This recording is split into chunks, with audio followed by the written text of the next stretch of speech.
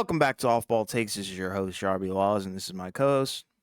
Wells. We hope everyone had a wonderful Christmas as we bring a close to this year. We appreciate all the support you guys bring to us. To continue supporting us, please don't forget to like and subscribe and follow us on Instagram and TikTok at the OBT Podcast for more short form content and updates. Yes, I know, that we said that the last episode was the last one of the year, but, this one actually is going to be the last one of the year, not in terms of, the season, but just for, 2023. Yeah. Um, but obviously we had, a series of eventful Christmas games. So, we'll kind of start off with that, and allow that to kind of branch into the discussions, of those teams. So, in these five games, right, you had Bucks, Knicks, Warriors, Nuggets, Celtics, Lakers, Sixers, Heat, and Mavs, Suns. Um, we're going to get into each one. We'll start, I guess in the order that they aired or whatever. But Mhm. we also, just start, we'll go through our predictions, for each one, in terms of like what we said. Right. So with Bucks Knicks, we both thought that the Bucks would win that game, and they actually did not win the game. They lost 129-122. Yeah. Um, in a way that, when the Bucks lose, I mean they're 22-8, so they haven't lost very many games, right? But the games that they've lost, tend to kind of look like this, right? Where it's games where, they can't really get a stop. The other team's lead guard tends to go off. Um, and it just if you're concerned about the Bucks, right, these type of games is where you'd be concerned. I mean, the Knicks, they're a solid team, right? 17-12, Sure. 8-4 at home, right? They just lost to the Bucks in the last matchup they played, but in fairness, sometimes it is kind of difficult to beat a team, twice in a short amount of time. It's almost kind of like a playoff type, setting, I guess, in a way. But Yeah. regardless, right, with the Knicks, I mean, Jalen Brunson, 38 points. Only 1 3, right? He actually has been shooting the three crazy this season, over 45% or whatever. But he was 1 of 3, but he got to the line 9 times, made 7 of them, 15 of 28, right? Again, offensively, right? He's got all the tricks and tools, right? He's not super athletic. He's not even really super quick, but he's just very skilled and fundamental with the way he plays, right? His ability to, to kind of back guys down and kind of, score in the post sort of in some ways, right? Kind of turning. Sometimes it kind of feels like a smaller version of Luca at times, just like in terms of like just his ability to just control the pace, Yeah. and play his way in term, and you're not going to be able to really change how he plays. Um, Randall had a nice game, right? He's been much better as of late. After just a historically awful start to the year, right? He had 24-9, right, to a 5 from 3. Hartenstein, right, filling in, for Mitchell Robinson, who's out for the rest of the season, unfortunately, right? He had a good game. You know, DiVincenzo didn't shoot very well, right? RJ Barrett, he was good as well. 21-6. And then, off the bench, Emmanuel Quickly with 20 points, Josh Hart with 10 points, 9 rebounds. So just a solid team effort from the Knicks. Sure. Um, and they have been a good offensive team this year. They've been a top 10 offensive team.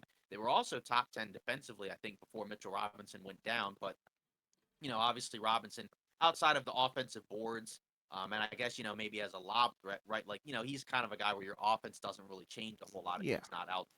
But obviously, he makes a difference on the boards, testing at the rim, right, getting rebounds, all that. So, um, but either way, right, it's a good win for the Knicks. It still feels like they're another piece away from being like a legitimate, type contender. Hmm. But you already have a guy in Brunson where it feels like, he can be one of your lead guys. He just needs another, good option. And, they have some pieces to move. They have picks. They have a few players.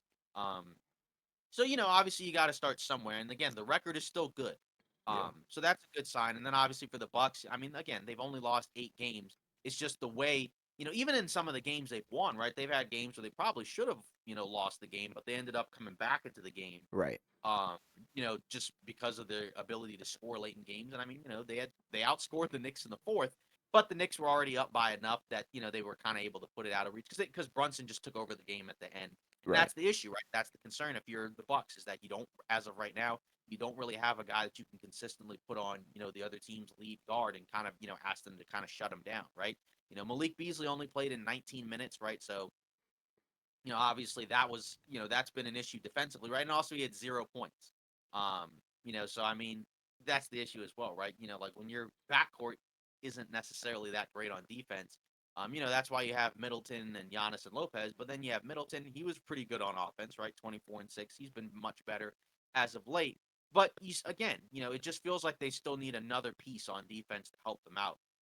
So that's how I feel about it, right? Because again, the last time they played, right? I mean, the Bucks blew them out. So I Hmm. feel like, as a whole, the Knicks probably don't match up great against the Bucks because it's like, you know, in terms of their bigs, they don't really have anybody where it's like, oh, you can put a guy on like Giannis or somebody and slow him down, or, and then obviously, even from like the guard standpoint, right? Like you have some decent guards, but outside of Brunson and Quickly, and you just never know because Quickly wasn't great in the postseason last Yeah. year, so, um, it just feels like they need another piece. But either way, you got the win, and they've still been a good team, so can't really Yeah. complain about that. Agreed. And, from the Bucks point of view, I'm looking at them with more question marks. You already know that I wasn't very high on them, like as of recently, before the season started, and all the after the trade accusation or acquisitions, we were like, yeah, this is a legit like fire team. But now it's like, okay, maybe we might have jumped the gun. That's just how I feel about it personally, because I think they've still got some stuff to figure out. Because,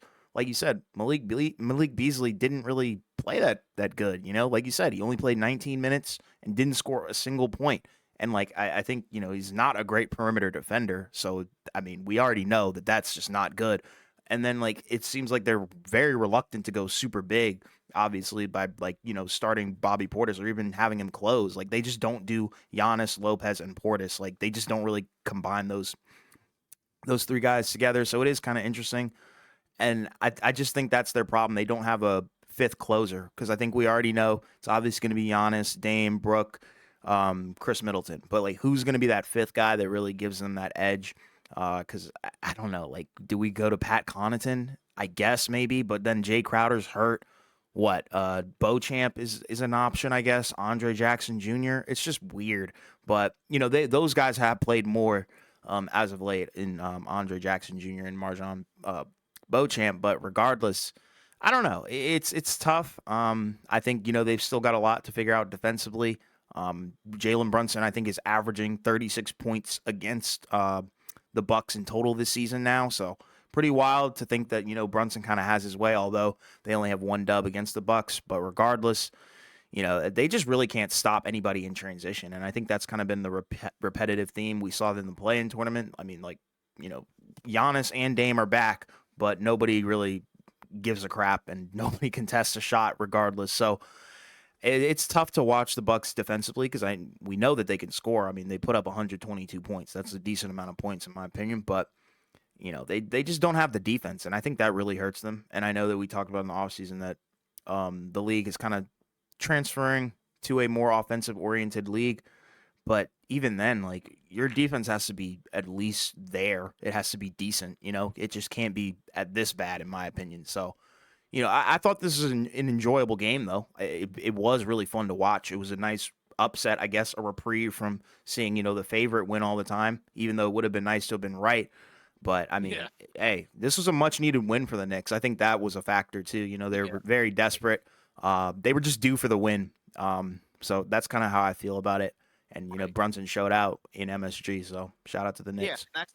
and that's the thing. Sometimes you also got to account for like, okay, who does this game matter more to? And it Yeah. definitely mattered to the Knicks because again, they're even though their record is fine, right? It's not as good as the Bucks, where it's like okay, like if the Knicks lose like a few games in a row, right? They could drop towards that play-in spot, whereas like Yeah. the Bucks will probably be okay if they lose a couple of games here and there. So I mean, again, we already know the Bucks are going to be a really good team. It's just the question was always going to be, can they defend?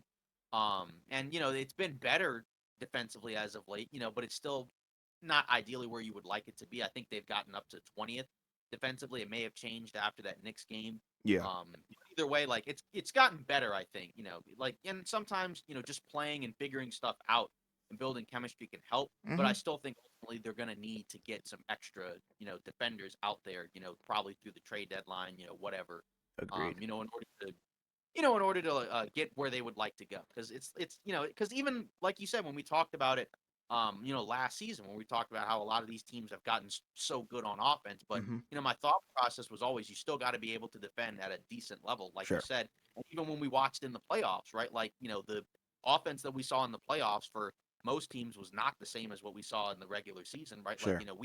we saw teams scoring like 100 25, 30 points like every other night. Hmm.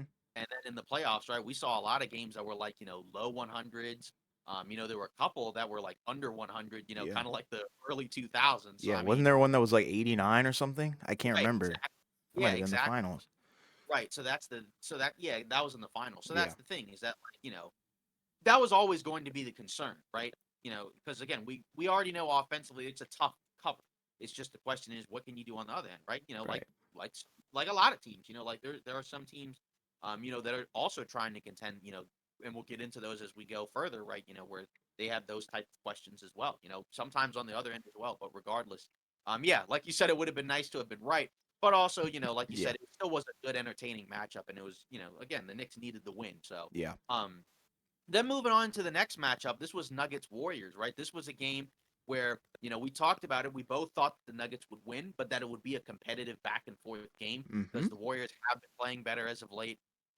We know that the second unit for that team has been really good. Um, they've obviously changed their lineup, and again, like it kind of went how I thought it would go. Um, again, the Nuggets at home ended up, turning it up towards the end of the game. Obviously, we'll start with the Nuggets, I guess, in Yeah. terms of like, how they played. Jamal Murray, kind of led the way with 28 and 3 and 5. He did a lot of his damage in the fourth quarter. Michael Porter Jr. kind of started him out. Even made some really cool plays defensively. He had Yeah. 4 blocks and a couple of blocks on Clay threes, right, which kind of, turned the tide in terms of them being able to get out and run. Aaron Gordon, right, Caldwell Pope, the usual suspects. The bench didn't do much, which was what kept, the Warriors in the game, as the bench, for the Warriors was very good. Hmm. Um, and then obviously, you have Jokic, who had 28, or excuse me, 26, 14 and 8. But, he actually put on, Joel Embiid impression in this Yes, game. sir. Yes, sir. He only made 4 shots. He was 4 of 12, but he had 18 free throws, 8 That's for 18 at the ridiculous. line. Which was wild. I mean, after the game, right, Steve Kerr talked about it, which, to be honest, I kind of brushed it off because sometimes it's kind of hard, like, to like feel bad when it's like, well, you had a guy on your team that was doing all kinds of wild stuff. And up until this season, was kind of able to get away with it, Yeah. for a while. And then, at the same time, the issue with the Warriors is that keep in mind, they are a team that is one of the worst in the league in terms of consistently fouling teams. Hmm. Now, some of the They're calls, like yeah, fifth, right? yeah, I think they're bottom 5 in terms Yeah. of like, yeah, they foul way too much. So Yeah. that's a problem. Now, I mean, yeah, some of the calls were bogus, in the sense of like it was definitely a poorly officiated game. Sure. Um, Agreed. but I still also felt like they just weren't good enough. I think also at the same Yeah. time, I mean, like you look at the starters, right? And that was kind of the difference, right? Like Steph, he was bad. I mean, I know he's typically not been a very good player, during Christmas. I don't know Yeah. why, but Yeah. for Curse of whatever reason, Christmas Curry. It's real. yeah, like, and again, I don't know why. Like I mean, you look at his since 2010, right? He had 4 points in 2010, 4 points in 2011, 15 in 2013, 14 in 2014, right? Then 19, 15, 15, 19, 33 a couple seasons ago. That was the title year, although it was 10 for 27 from the Yeah. field. And then obviously, this Christmas 7 for 20, 7 for 21. So, Yeah. that's not great. Also, Clay wasn't great either, right? He had a like one stretch, I think, where he had a couple shots, but he was 3 for 12, 3 for 10, right? Kind of turning back into the Clay that we saw earlier in the season. Um, Kamingo was okay. I mean, in the minutes he played, I thought he was all right. I mean, plus minus 24, but I think that had more so to do with he was out there in the lineups that were getting crushed. It wasn't because he was playing awful. I Yeah. mean, it wasn't as good as how he had played in some other games, but also this was a much better team. That's the other thing. And that was kind of the thing with Golden State is as of late, they had been playing pretty well. They had won 5 in a row, but a lot of that outside of the Boston game was against, sub 500, mediocre teams, which is what I expected, right? I expected them to pick up some wins as they were playing, worse teams because they had a brutal schedule to start the year. And then, you play a team in the Nuggets and, again, it was competitive, it was close, but it Right. kind of felt like a lot of the other games that they had lost, earlier in the season where it's like, they're solid enough to be able to kind of hang around, but not quite good enough to be able to close it out. And that's kind of the rough part. If you are, the Warriors, because again, they've been in a lot of these games, they just haven't been good enough to close them out. Again, like I'm not saying the officiating was great, but again, there were other factors as well that didn't help. Because like I said, I just thought the two main guys didn't play very well, and if they had played better, that would have made a difference. I mean, I thought Denver did a good job in defending stuff. Um, Agreed. and they did a good job, I think, in their last matchup when they defended him. So, I mean, they have the bodies and the pieces. Again, and again, the other factor is Denver is a huge team in comparison to the Warriors. Mm-hmm. So you just know at a certain point, like they're just gonna pick up fouls, unfortunately. Just trying to stick with these guys because again, it's a giant team. I mean, like especially and Golden State's one of the smallest teams, if not the smallest. So Yeah. that's a problem, and that's something that I think they're just gonna have to address. Um, at some point, before the trade deadline. Because again, I like some of the guys that they have out there, right? The young guys I think have been, pretty good. And very impactful for them, right? Pajemski, Trace Jackson Davis, right? Those guys were really good pickups. Saric has been good. Chris Mm-hmm. Paul's been better off the bench. Wiggins had a good game off the bench, Yeah. but he had a bad Moody game. He only played like 3 minutes for whatever reason. Yeah, I didn't And that's understand kind that of one. been the issue. And that's kind of been the issue all season, right? For the Warriors, where it's like Kerr's, clearly kind of struggling to find answers in terms of like what guys can I get to contribute. And I Yeah. know, like they mentioned, and at times everybody picks the easy answer. Well, you just got to play your best guys, and some of your best guys, unfortunately, are not the guys that were your best guys before, and that's tough, Yeah. right? Because again, like Wiggins was a guy we've talked about where he was their second best player the title year. And he was good this game, but he overall, on the whole as a season, he's not been good. He's just been bad, and And he's it's still coming kind of off the hot, bench. right? And he's still coming off the bench, so now that he's playing against second units, that helps. Obviously, he closed this game because he was playing much better. But just as a whole, like for me, in order for me to believe that they can be a real contender, if these guys are here, the whole course of the year, those guys are just gonna have to be better. I mean, like again, like they're not gonna. To me, I don't see a version of this Warriors team that wins a title where like Wiggins is a sixth man. You're starting Brandon Pajemski, and it's not because those guys aren't good. It's just I don't feel like come playoff time that's going to solve all their issues because Yeah. again, it hasn't helped defend bigger lineups, right? It hasn't helped in terms of keeping other teams off the free throw line. And those were problems that hurt them last year, right? They still turn the ball over a lot. Chris Paul's been, able to keep, control of the ball, which is fine. And I don't think they turned it over a crazy amount. Never mind. They had 23 turnovers. So Yeah, yeah, that's never that's mind. hefty. No, wait, no, they had 13 turnovers. So that's fine. Oh yeah, They've that's had fouls. yeah, yeah, 13 turnovers is Yeah. fine. I mean, like, but they've also had other games where like they've been turning the ball over like crazy. So Mm-hmm. it just feels kind of inconsistent. It just feels like it's just kind of like a okay team, but not a great team. Yeah. Again, I think because the schedule will be easier, they will be better. It's just a matter of how good are they going to be. What is the ceiling of the team as currently constructed? I don't know. It doesn't feel like a championship team, but they do have the flexibility, I think, to make some pieces. And then obviously, going back to Denver again, obviously, they've continued to show, even though they haven't been quite as good as last year, it's still a very good team. Now, obviously, they had some bad luck because unfortunately, Aaron Gordon had an issue where a family dog bit him and Yeah. he needed a bunch of, I think he needed 21 stitches and all this other wild stuff. So, unfortunately, he's going to be out for an indefinite amount of time. So, that hurts them. Mm-hmm. Um, but at the same time, as long as the other guys are healthy, they should still be able to pick up wins here and there. It's just a matter of how long is he going to be out. I doubt he's going to be out for like, this is not like a rest of the season thing, but Right. Right. the fact that they didn't necessarily have a specific timetable, I do wonder. Yeah. Um, It tells me it's a pretty what severe bite. Right. Yeah, exactly. It's like we don't need to see it, obviously. Like, Yeah. Yeah. when you hear that, whenever you hear that somebody needed 21 stitches, like, yeah, that's something that's Yeah. very serious. Yeah. So hopefully, he recovers and is able to return soon. Because they need him, right? He's one of their most impactful players, right? I think he's their third best player. Agreed. You would think it would be Michael Porter Jr., but I think it's him as the third best guy, Yeah. especially He brings more to the table, I think, with the yeah, especially athleticism, the defense. Right, yeah, yeah, the two-way stuff, Mhm. consistent two-way stuff, right? Yeah. Because Michael Porter Jr. at times can defend, he just doesn't do it with the same level of consistency. But now this will be an opportunity for him, to kind of take on a little bit of a bigger role, on both ends of the floor, right? Because Yeah. I assume he's gonna, kind of probably move down to the four, right? And he's probably gonna have to focus a lot more on rebounding and shot blocking and all that. Which is something he can So do because he did have 10 rebounds in this game. right. Exactly. And then, just to, finish off my part, before, you go into yours. Sure. And then obviously, we've also heard that, reportedly Draymond, right, he's supposed to be back within like the next, I think they said 6 to 8 games. That suggests probably sometime next month. So I'm curious to see, what that looks like in terms of him coming back. They say he's been doing like virtual meetings or whatever. We'll see if that really changes a whole lot.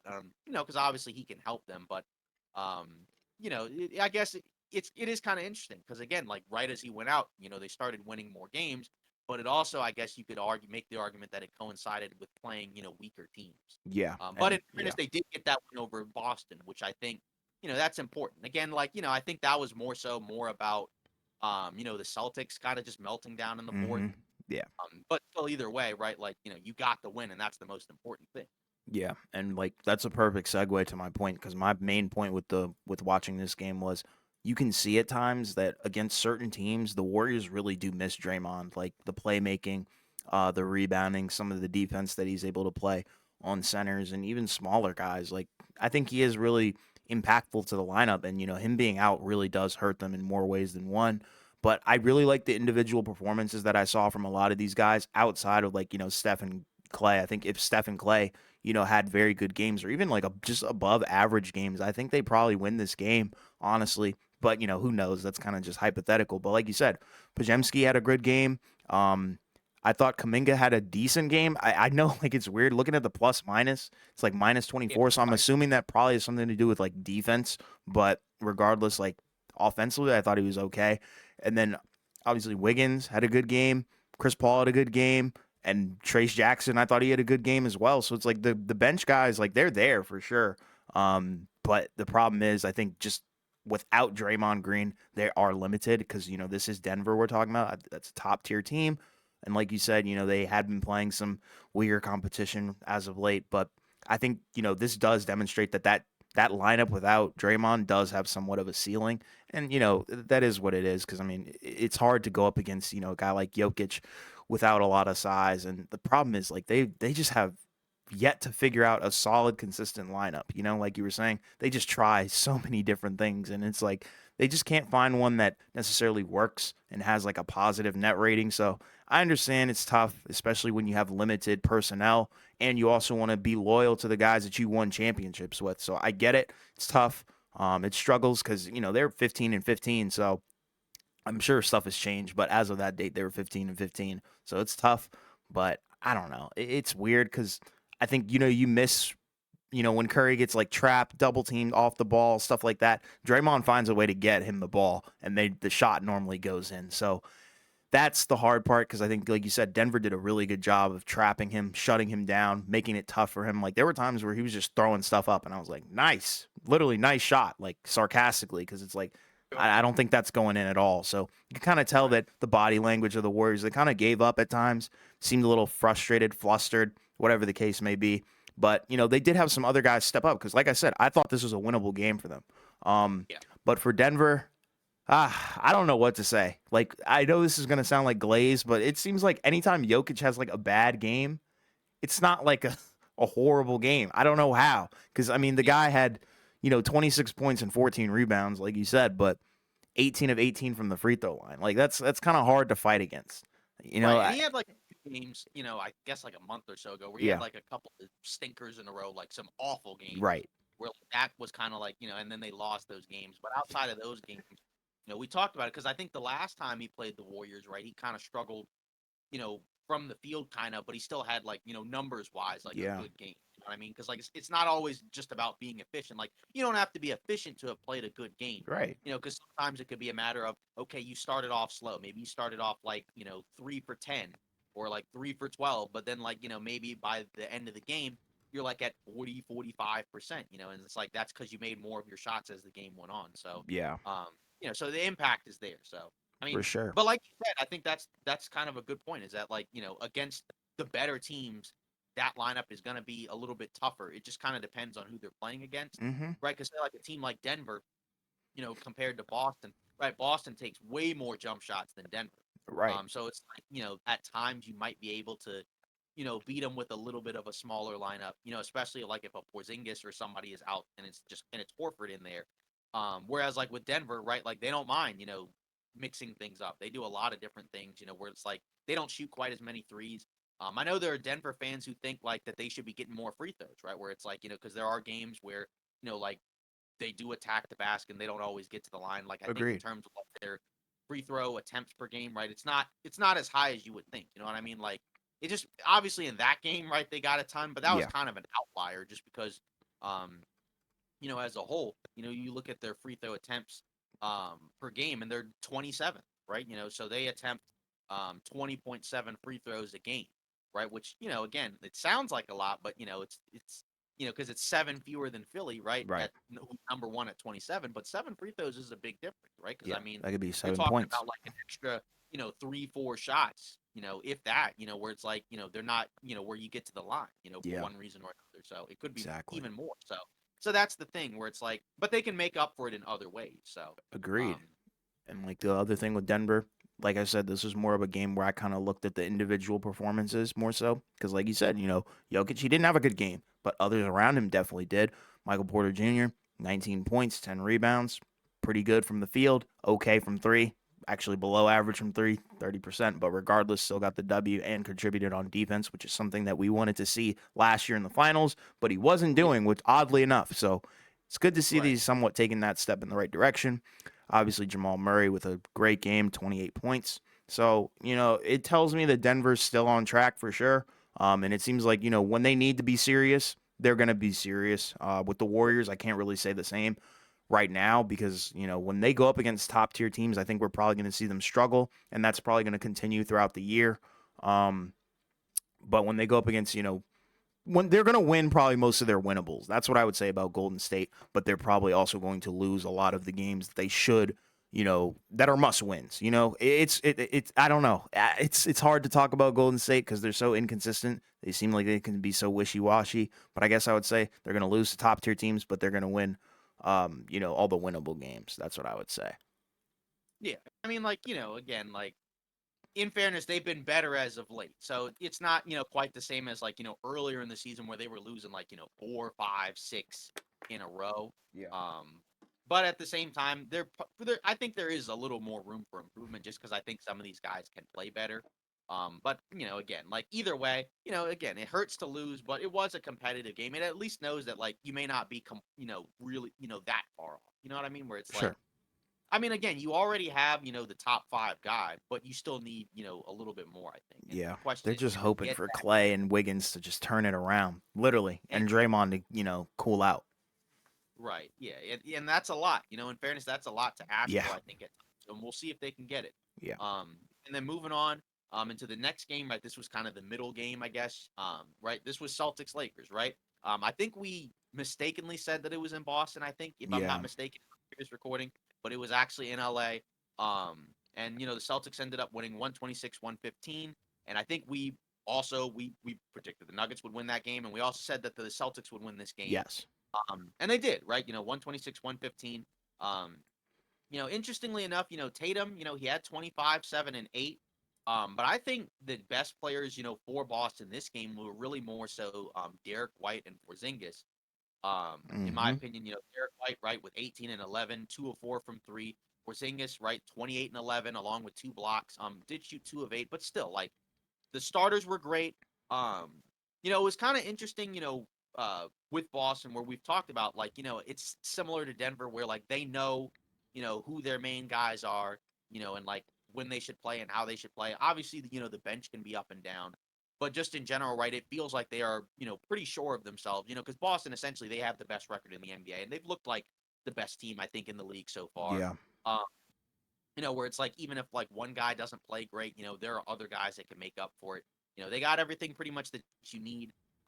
It was kind of interesting how the game went, right? Because the Lakers they changed their starting five. They first changed it against Oklahoma City. Where they sent D'Angelo Russell to the second unit, and they brought in Jared Vanderbilt. And I guess the idea behind that, was to get some more defense in there, so they can switch more and do all that other good stuff. But interestingly enough, that lineup, in the first quarter was really bad, right? Like, they couldn't score. It was a lot of tough, contested, really forced shots. Right. Just because you have a couple of guys out there in Reddish and Vanderbilt that, give you very little on offense, especially Vanderbilt. And then defensively, it wasn't really doing a great job either, right? Like, like Boston was getting out and running. They were getting to, they were finishing around the basket, right? Porzingis was, attacking mismatches. Um, and then once the second unit came in for the Lakers, right then it turned into a much more back and forth game. LeBron, or excuse me, AD, right? He led the way with 40 and 13. Pretty much was able to get, whatever he wanted out there. Even the jump shot, which went in this game, it's been going in for the last several games. He's been on a Yeah. tear as of late. LeBron, this was probably his worst game of the season, I think. Agreed. In my opinion, after having a really good game against OKC where he had 40. He didn't do much this game. And obviously if he has a better game, it's probably closer. Um, but I think it also highlights, Boston, I think, is definitely the better team. Because I think, when you look at LA, it just seems like, again, unlike last year where we kind of knew, like, who their best five guys were, and clearly they knew, right? Because, they had a pretty consistent starting five and closing five, in the playoffs. But then, this season, it's been a lot more up and down, right? Some of that's, been because guys were out due to injuries, say like Jerry Vanderbilt, right, who was a starter last year and then he missed the first 20 games. And then some of it is just inconsistent play, right? Like at the beginning of the year, right? Austin Reeves didn't start the year off very well, and he was moved to the second unit. Um, so I was kind of surprised when they first changed the lineup with this change. Anyways, I've kind of assumed that they would probably just like swap D'Lo and Reeves in there Yeah. because I just feel like it's a lot to ask. For LeBron to basically carry like a Yeah. pretty much net negative offensive unit. Yeah, at his Um, age, no. I'm yeah, sorry. Like as great as he's been recently, like you said, it is just an odd lineup. It doesn't make sense to me. Not to say like the big lineup wouldn't work. You just need really a true PG out there, in my opinion. Yeah, and I think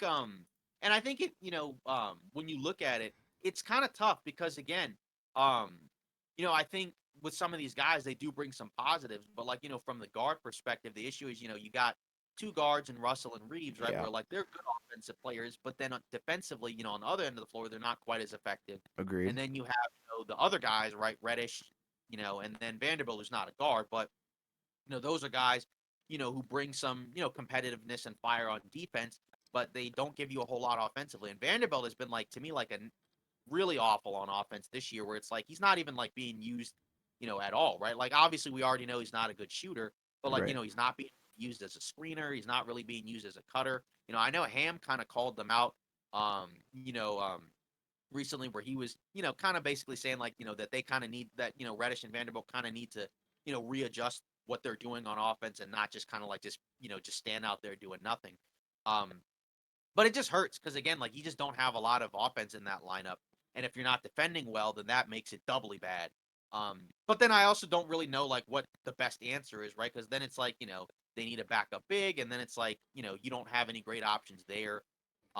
Right? Going 0 for 2 on your center signings that doesn't help, right? Because again, like Hayes, I think was kind of a surprise signing to us. I don't think either of us. I mean, when we did our free agency projections, we didn't really do like a lot of minimum contract guys, anyways. Yeah. Uh, but I don't think we looked at him as like the player that would go there. And then Christian Wood, right? When we talked about it, we thought Biombo would have been the better um, signing personally. And in fairness, like earlier in the year, he did play well, even though he wasn't scoring, he was doing other stuff. But it just feels like in terms of the schemes, they're not as comfortable like with him out there defensively, like in terms of what they want to do, right? Because they've changed defensively how they have played this year, right? Where they're doing a lot some other things that they didn't do as much last year, right? Like like now it's like all drop, which I think, for some of those guys, like Hayes and Wood, I don't think they're as good at. I think they're better, switching, Mm-hmm. and I think Hayes is better at switching than Wood because he can Agreed. move his feet a lot Yeah, better. and his length. But yeah, but then the issue is he's also just not really that good, I think, Yeah. personally. I think he's got some good athleticism, but then it just feels like a lot of times when he's out there, he's just not very comfortable doing a whole lot of stuff. And then obviously Gabe Vincent, right, not panning out because he's been hurt and he's, just had surgery and he's going to be out for at least 8 weeks, right? So that's basically 2 months. So you're basically talking about he's not going to be there probably until, post trade deadline, if at all. Yeah. Um, and then obviously you also got nothing out of your draft pick, right? So that hurts, right? True. Because I they forgot about him. Goodness. exactly right, yeah, they drafted, Jalen Hood Scafino, which I don't think neither of us thought he was going there. I think Mm-mm. I think I might have had him like slightly higher, but at the same time, I definitely didn't have him going there because I didn't feel like they were gonna pick a point guard. Yeah, I had Um, him. I had him going higher, but I had Hawkes going to the Lakers. So I I mean think I that's had weird. I think I had him going to the Raptors, if I'm not Okay. mistaken. And so yeah, when you look at say like the Warriors, or even the Heat, which we'll get into, next, right? And you look at what they're getting out of their rookies, Yeah. and that hurt. And again, like It does. in fairness, going into the season, I think the thought process was like we're in trouble, if we're playing, our 19-year-old rookie, right? Which Right. is kind of right in a way where because like, You're say desperate. with yeah, with the other guys, like they're a little bit older. And say like with the Warriors, yeah, clearly their season hasn't gone the way that it's wanted to because Right. they've been forced. I mean, he's been good, but like also like if they had started the year off better, he wouldn't be playing as much probably. Agreed. I think if Clay was playing, the Clay basketball that we know, and then Wiggins as well, I don't think, Pajemski would probably be getting the rotational minutes that he's getting. I think he would probably be getting the garbage time minutes or the injury minutes. And again, and that's what I'm saying. Like, not to pick on Hood Yeah. Scafino, but like that's the thing that hurts is that like say if Gabe, with Gabe Vincent being out, and I think Scafino's also been hurt for most of the season as well. Hmm. Now when he's and even when he's been out there, he hasn't been great, but he's also been hurt, and Yeah. that's something that definitely sucks because say like if Vincent's out, well let's try putting this guy right. Like he is 19, but he does have some size and length, so maybe he could do something defensively, but Sure. that hasn't helped right? So now you're kind of just looking for, certain answers. And like, it's just kind of tough because there's just like a lot of stuff that you have to kind of switch around. I'm assuming they're going to stick with this lineup for a while. I still feel like it's not great just because I just think there's some major offensive concerns with it. I think Torian Prince, right? He's been good, Agreed. Yeah. as a shooter, so that obviously helps. Um, he's kind of funny where it's like, that's a guy where I think he was kind of looked at as sort of like last year's version of Dennis Schroeder by a lot of Laker Okay. fans, where it's like, you either like him and you like what he brings to the table, or you don't like him at all and you basically want him off the squad. Hmm. I don't have a problem with him. I feel like he plays a little too much. I mean, like in a lot of these games, he's playing like the same amount of minutes as like LeBron and AD. Yeah. Like, he 40 played minutes is 39, wild. yeah, like he played 39 minutes, which I mean, I just think that's way too much. I mean, in fairness, he's been productive, but then it's like, then there's like other guys, and it's like I'm just kind of surprised, like that like he's getting 39 minutes again. Like I feel like he could do a lot of that, in a little bit less, and I just feel like there's diminishing returns. But again, like I'm not going to complain a whole lot because he's been playing well, but I just think he plays way too much. But that's also the thing is that like he kind of has to be out there because he's one of the handful of guys out there that's like a guy that can shoot off the ball. Which they don't have like a ton of, right? Like D'Lo and Reeves, they can shoot well. Um, I feel like Reeves has been better off the ball than D'Lo, and it just kind of feels like at a certain point, like I just don't really understand what's up with him. Where it just the level of play has really dropped off. Which I understand, like over the course of the season, you're gonna have bad stretches. Even like good players have rough stretches, but it just seems kind of just strange. It almost just feels like he's kind of checked out, and he wasn't like terrible in this game at all, right? He had like 8 points, 6 assists, but it's just again for them, usually when he plays well, that's when they look their best, and he just hasn't played well as of late. And I do kind of wonder if he's almost just kind of semi checked out. I mean, he only played like 18 minutes, Yeah. so it's just like so even when they were going to their second units, he wasn't playing a whole lot. And then like when you look at Reeves, now he's not playing quite as much. He played 28 minutes. I mean, like you could take a few of the Torian Prince minutes away, I think, and give those to Yeah. Reeves. I don't know why he has to play 28. So, and he only had 11 points. And it just feels like he's not doing as much out there. So it Yeah. just seems kind of just bizarre. And, again, going into the season, I had always felt like, yeah, this is going to end in some type of trade because I already said like going into the season I was concerned about the backup big man spot and I was concerned about like the defensive guard spot. And obviously with Gabe Vincent out, that kind of hurts. Like if you just send D'Lo out for just anybody, right? You're going to lose some playmaking there.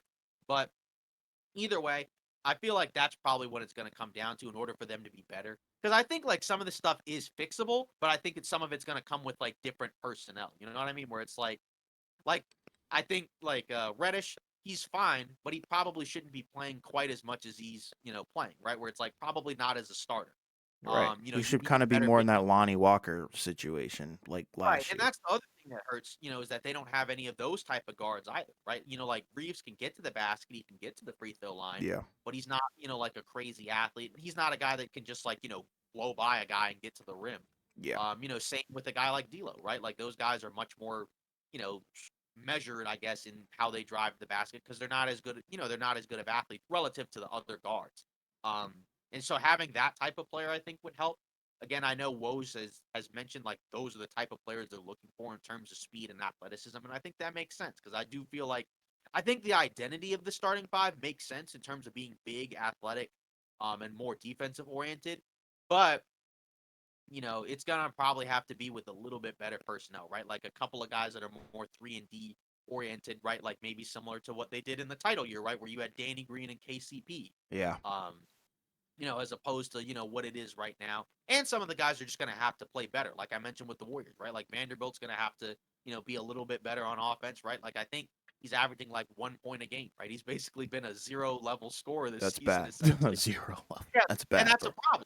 Yeah, exactly. And that's a problem. And like, and he's playing like 16 minutes a game, right? Like you could see if somebody was playing like 5 minutes a game, right? Like they might average like a point a game, but that's a lot of minutes to, not be doing anything on offense. So that has to improve. And I think some of that will come, as he gets more comfortable with his foot. He's never going to be like a good offensive player, but like just in terms of some of the actions they can perform, like, can he cut? Can he set off balls? Be a dribble handoff guy. They're going to have to learn how to play together until the trade deadline. And that's kind of the rough part because we're still a ways away. Yeah. Um, and a lot of these guys aren't tradable until, mid-January. And most teams don't make those type of trades, anyway. So you're going to have to wait for a while. They've had a ton of road games. This was actually one of the handful of home games they've had as of late. So for most of January, they're going to be at home. They're 10-4 at home. So that will probably help. But again, I felt the same way about them as I felt like, going into the season, a little bit lower, but I always felt like, yeah, in order for them to reach their ceiling, they need a trade. Again, like I think there was nothing in this game that made me feel any different about it, right? Like they competed, right? It wasn't like they got blown off the floor other than the first quarter. They just weren't quite good enough. Kind of like what we talked about with Golden State, against Denver. I Yeah. think they're in probably a little better spot than Golden State. Really. But at the same time, Golden State's schedule also is a little bit easier, so I think that's where they'll pick up some wins. Mm-hmm. Uh, but also like their roster's not quite as old, where the main guys you're relying on, because again, like Steph's, played in most of the games, but then you also have to factor in with the Lakers, right? LeBron and AD for the most part have been healthy. There's probably going to be a stretch where one of those guys is probably going to miss like 5 to 7 games or something like that. Yeah. Knock on wood, it doesn't happen to any of these guys, but Mm-hmm. um, that's the concern there. But um, either way, I guess like for me, when I say I feel better about it than Golden State is more so because like size wise, I think they can match up better than the Warriors can against some teams, and they also have two top 10 guys as opposed to like just one. You know what I Right. mean? Like that's always like I think like a better starting point. You just got to figure out which role guys. Even like a Rui, who was good against Oklahoma City, wasn't as good this game. He was 2 of 9 from three, and I'm pretty sure those two threes were like when the game was over. So, like, Yeah. he was basically like 0 for. And they were leaving him open a lot, and that's kind of the game plan. And that's where, like, yeah, if you can figure out, some trades where you can bring in, a few more guys with size and a few more shooters, that's where you could probably be in some better spots. I just feel like, again, like relying on Jackson Hayes, having D'Lo come off the bench, starting, Torian Prince, Reddish, and Vanderbilt. I just feel like it's just not a sustainable thing. Yeah. You know what I mean? So I know that sounds like I'm saying a lot, but I that's mean, what I think. I think it's all valid because I think, this has been a rocky start for the Lakers. And I don't even think we really have to talk about Boston as much just because we know where they are. They're solidified. We know Yeah, that they're probably the best and most balanced team in the NBA. Cool. We got it. We know that they're statistically great. But like with the Lakers, they're struggling. And I'm kind of in the lane where it's like I think that they're probably on the same level as Phoenix, same level as Golden State, where it's like I think red alarms should be blaring. I don't think this is where they wanted to be. I don't think this is where they should be right. at this point in Yeah, the exactly. season, considering who you have on your roster. It's a Yes. waste of talent. And I think there are going to be some moves that need to be made. There's been rumors, tons of rumors. I think almost every day, there's a Yeah. new rumor with the Lakers, whether it be Zach LaVine. We hear about DeJounte Murray now, even. It's like, Yeah. okay, what's going on? Something's going to change. Like you said, I think obviously they're going to be a big target for the deadline, but we'll see because something's got to give. And it's so weird. It seems like they're trying to emulate other teams and their play styles when it's like, I mean, that might not be for you guys. You know what I mean? Like Rui's no Aaron Gordon where, you can sacrifice leaving him open because he's going to do some amazing things on the other end of the floor, because a lot of teams leave Aaron Gordon wide open on the 3-point line. Same thing with Vanderbilt. Like, yes, his defense is good, but like this guy's offense is pretty much non existent at times, and it's really hard to watch. And of the games that I've watched for the Lakers, LeBron and AD have played very well. So I can't really Yeah. look at them and, put too much of the 15 losses on them. But, Right. Russell, Reeves, I think, the majority of the bench shares the blame for sure. I think there's a lot of coaching lapses as well. It's kind of like, what are you doing? Like, why are all these people out there at the same time? Like you said, why is a guy like Torian Prince, no disrespect to him because he's a great player, and I think he has Right. been playing well because, like I said, in every game that I've seen him play, he has played very well. He's hitting like, 3 threes in a row. And I'm like, okay, there's the spark. But at the same time, 39 minutes, Yeah. Right. that's a little excessive to me. I think you can spread that around, and it's like you can't really give it to Braun. You can't give it to AD. They're probably maxed out on the minutes. That's as much as they can take Yeah, during they're the already season. playing almost 40. Exactly. So it's like you gotta find some more depth somewhere. I just don't know where you're gonna find it. It's hard because I think every person that isn't LeBron or AD has some serious drawbacks on this team. And now that I'm looking at the roster, it's like, dang, D'Lo can't play D, AR can't play D, Rui can't play D. It's like, what are we doing? So I do understand, the defensive centered lineup, but then now the offense is bad. So I'm Right. I'm confused. Like they've got to find a way to strike the balance. I think it's possible. I think it's doable. But like you said, it's going to take some of these people to be moved and upgraded. Simple as that. Yeah. A lot of these guys Right. aren't bad players, but there are better versions of them out there that will probably be Right. on the market by the time, the trade deadline comes around. Like we could see Right. them going for a guy like Anunoby. Who knows? I'd Right. be And I'd be down for that. That's what they really need. Like you said, a two-way, sharpshooter pretty much. A 3 and D right. guy. Simple as that. Yeah. And that's the thing is that defensively they've been a top 10 defensive team. I'm not sure, what they are. Right now it may have changed a little bit, but Right. again, for most of the season they've been, a top 5 or top 10, excuse me, defensive team. Um, but the offense has been bottom 5, right? Yeah. That's obviously an issue because, you can't be, that bad on offense, Right. and try to contend. Yeah, they're ninth defensively in terms of defensive rating right now. Um, and actually, the funny thing is, the last few games they've actually been better, on offense. But it's also but at the same time, like they're losing games, so that's the issue, right? Because again, you look at offensive rating and they're 24th. I'm pretty sure like they were like a few spots lower before the last few games. So, um, but again, I think like you said, I think the improvements are doable. It's just going to have to come from, externally. I don't know if there's a whole lot of internal improvement. I think, like you said, and as I said, some guys are going to have to be better. Coaching's got to step up. Effort has to step up as well because I feel like since the in-season tournament, there are a lot of guys where the effort level has dropped Complacency. off. And I don't think it's a surprise that like some of those guys like have been moved around, right? Like say, like D'Lo, right? His effort, I think, in the in-season tournament games was pretty solid. I agree. Even in games where he wasn't playing well, like you could still see that he was trying. But then like as of late, then it's just like I half time you almost don't even notice he's out there other than like a few spurts, right? Like I I think think in he this knows game, he's gone. I think that's what it yeah, is. right. And again, we've already talked about it before, but when he played, one of the things with him is, like his ceiling compared to his floor, right? Like when he plays at his best, it is a good fit, and you can see, why that type of player makes a lot of sense next to those guys. But then when he's at his worst, right, like then Yeah. it's a major problem. That's why he's coming off the bench now. So, and Exactly. that's the thing is that like you can't have. I mean, a lot of their higher paid guys outside of LeBron and AD aren't even starting right now. I mean, like, and That's rough, happen. bro. That can't happen, right? No. It's kind of again, it's Warrior-esque, right? Where again, like but even a little bit different than that, right? Because the Warriors' contract situations are different because they have more like high level contracts in terms Yeah. of how much money guys are making. But then it's like you look at Rui, he's making like 15, 16 million. He's coming off the bench. D'Lo's 17 million. He's coming off the bench, right? Reeves at like 12.5 million or whatever. He's coming off the bench. Um, outside of LeBron and AD, Torian Prince is like 4 million.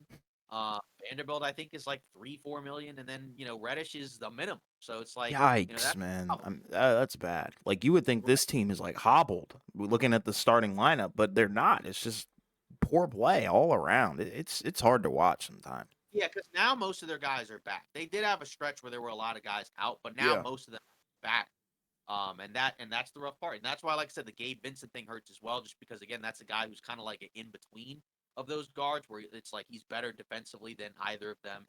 He can still give you some playmaking and offense, but again, you can't factor him in now because he's not going to be there. So, Yeah. You're right. uh, and then moving on, to the next game, Miami Philly. This was one where we got fooled, right? We both predicted Philly was going to win, but that was before it was announced that Butler and Embiid were not playing. Um, and so those two guys didn't play, and the Heat Yeah. ended up winning 119, 113. Um, with the Heat, Jaquez Jr., who again, we liked him in the draft. We thought that was a great pick by Miami. He kind of stepped in and filled in for Jimmy Butler with 31 and 10. As a starter, 11 of 15, made a bunch of big plays down the stretch, getting some offensive rebounds, getting to the free throw line. Yes, sir. Uh, just essentially, I mean, he was basically like, their second best guy out there for most of the game. Agreed. Um, Bam had 26, 15 and 5, along with 3 blocks. He played very well. Um, most of the starters, I thought played fine, right? Lowry played well. Hero just took a lot of shots, 8 for 25, but also like, Jimmy Butler was out. So he's going to be forced into taking more shots anyway, Sure. right? Robinson with a good game. Kevin Love, Caleb Martin unfortunately got hurt Yeah. in the game, so he's out. So we'll see how long he's out. I know he's missed I think the last game that they played after this one, so we'll see how long he's going to be out. But I mean, again, kind of a battle of, I guess, of the depth of these two teams, right? Where your two best players, where your best players are out for each team. So it's kind of up to the other guys to step up, and Miami's guys stepped up a little bit more. It was actually teetering towards a blowout because the Heat were up by as much as I think over 20 points in this game. I think it was like 70 to 47 at one point, and then the Sixers just quickly came back, right? They kind of caught fire from three. Oubre knocked down some shots, right? He ended up having 25. Tobias Harris had like 27. Mo Bamba had 18 and 6. So but then after that, like, I mean, Tyrese Maxey, right? He was not very good. He was 4 for 20, Yeah. had 12 points, and most of those points were like when the game was basically over, right? I Yeah. think he had like 0 or like 4 points for most of the game. Sure. So I mean, it just wasn't a good game, and I think that was kind of the difference where it's like in a game like this where your best players are out, you needed your second best guys to step up. Miami's guys did. And the Sixers, second best guy did not. And that to me was kind of the main difference in the game. And it kind of highlights, the depth that the Heat have, where like they have a lot of these other guys. They've been able to replace, some of the guys they lost last year with other guys. And, there were other guys that were out outside of Butler. Yeah. Um, but either way, it's a solid win for the Heat, 18 and 12. They've had some problems in second halves, which, kind of reared its ugly head in this game, but overall still a good team, I think. Yeah, I came out of this feeling good, I guess, about Miami, but I also felt pretty good about Philly as well because there's some guys I think that had some good individual performances, whether it be Oubre, Tobias Harris as well. But, for Miami, I think the big story is definitely Jaquez, being him pretty much. So it's pretty cool to see his somewhat of a coming out party. I think he's probably crept into the rookie of the year race a little bit higher. I think he's climbed the ladder, but I'm not going to say, over Wembanyama or Chet, obviously. But I think he does provide something that the Miami Heat needed, and that's a lot of spunk, a lot of experience because, he's a 4-year college guy. So, hey, it's good. But regardless, yeah, you got to feel good if you're a Heat fan, but you can't feel too bad if you're a Philly fan because, I mean, you were playing without Joel Embiid, and I think, Philly needs Embiid to win games. So, yeah, I think simple math. Yeah, so I mean that's it is just kind of interesting where it's like again, I still think Philly's really good. Yeah. It's just a matter of health, right? Now Embiid, missed a handful of games. I think he missed the last couple of games after this as well. So that obviously, that's your MVP guy, right? That's your best player. That's who the team's built around. So it hurts to have him out, but when he's there and he's healthy, they look really good. Yeah. And obviously there's potentially again more moves on the way. Where they could pool together some of these guys and maybe trade for a guy, or they could just hold on until the off season, and wait there.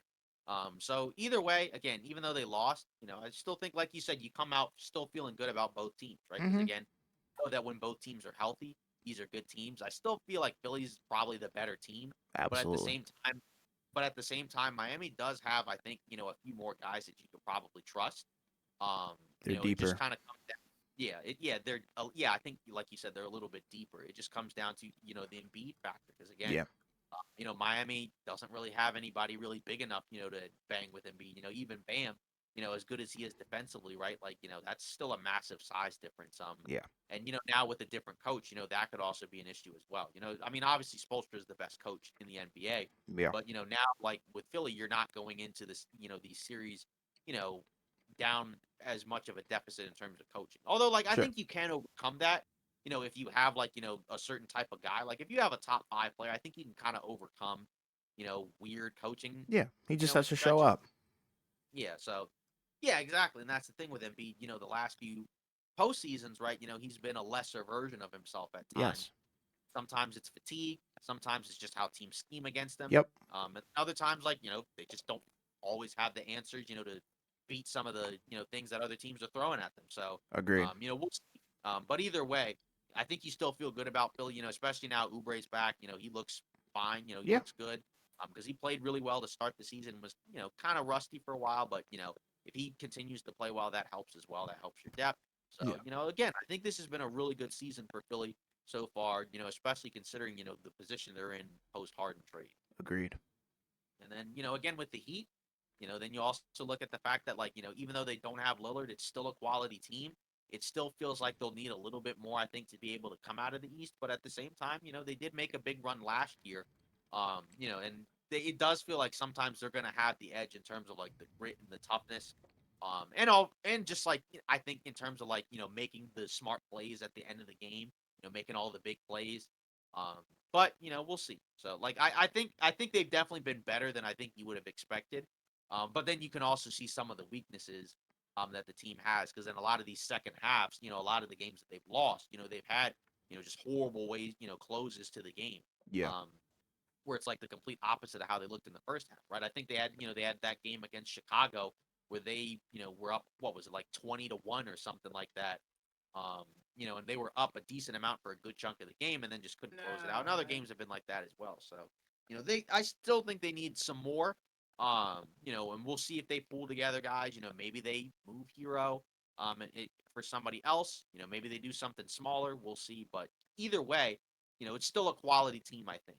Yeah, agreed. And it's like you said, I think, with Miami, I don't think they're going anywhere anytime soon. I think we kind of underestimated that. I think they'll probably be around for a couple of years, not saying they're going to the Eastern Conference Finals or anything like that, but I think they'll be in the playoffs, for the foreseeable future. That's all I Right. really have to say about them. I think they've solidified themselves as a great team in the NBA, not, one of the top tier ones, but, just one that will be a I guess perennial playoff appearer. I guess that's the best way I could describe it.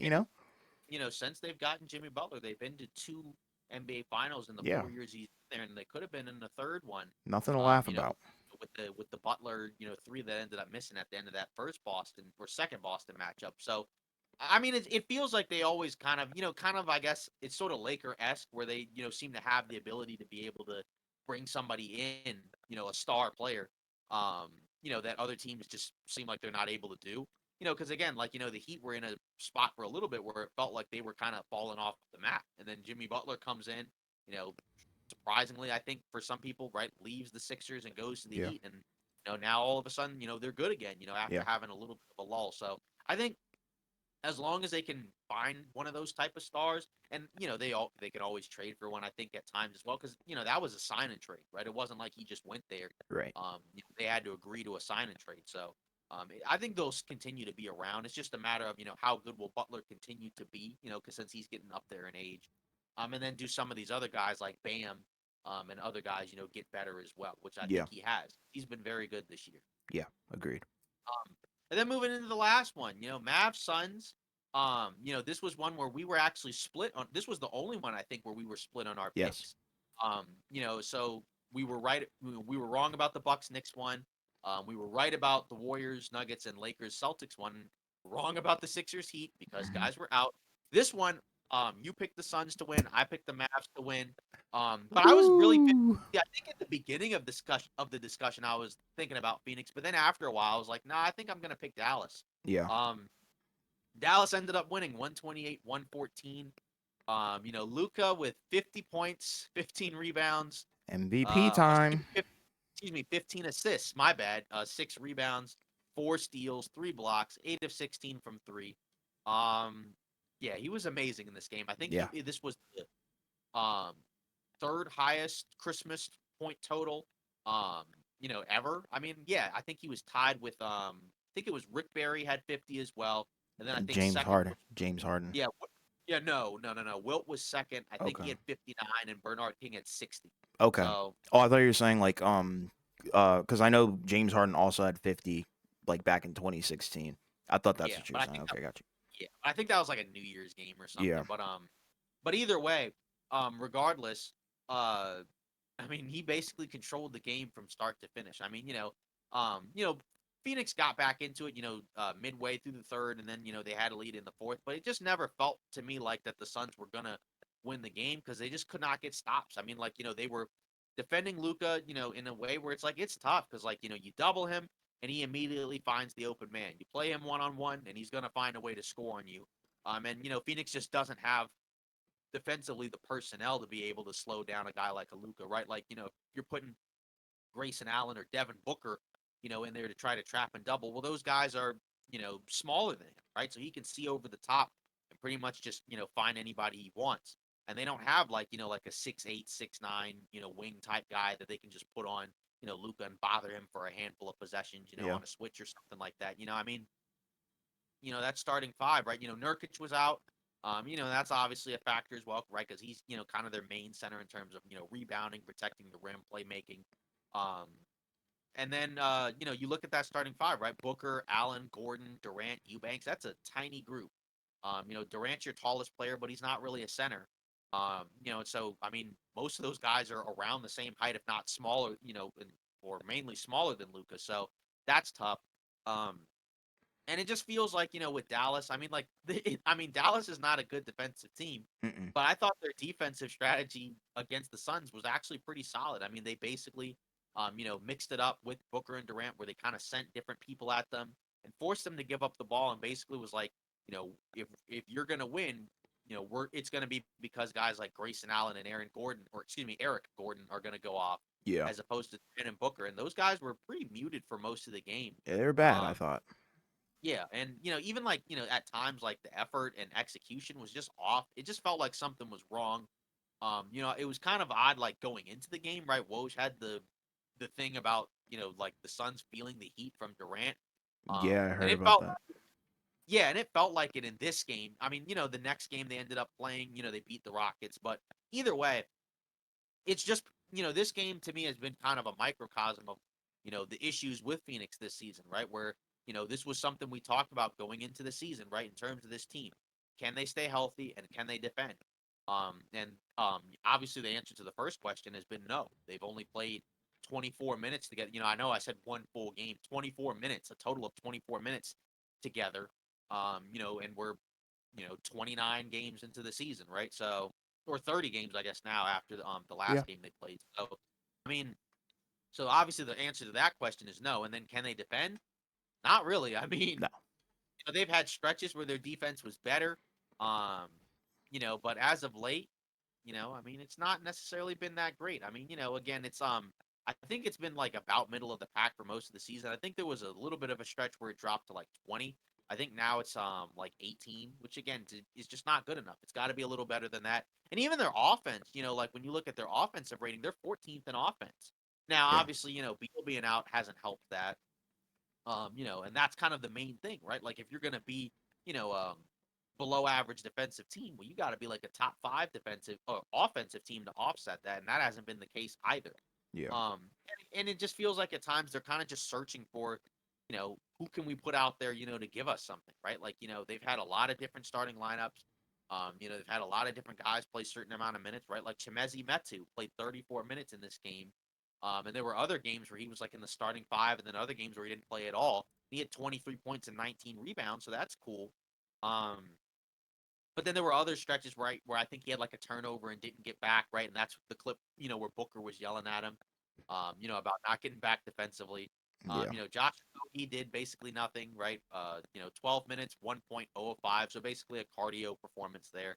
Um, and then, Eric Gordon and Grayson Allen, he played very well. He was essentially, their main guy in that game. He I think was he their had 19. best player in this game. It's I mean, unacceptable. he had 19 in the third quarter.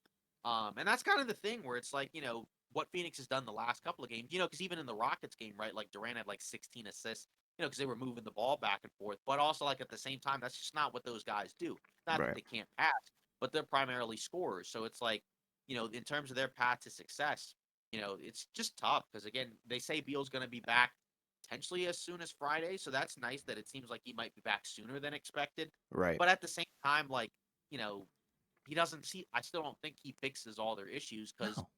I think a lot of their issues are mainly traced back to the defense. I mean, like the offenses has been a problem as well because since you don't have like any real type of point guard, it doesn't even have to be a starter, but just even a guy off the bench.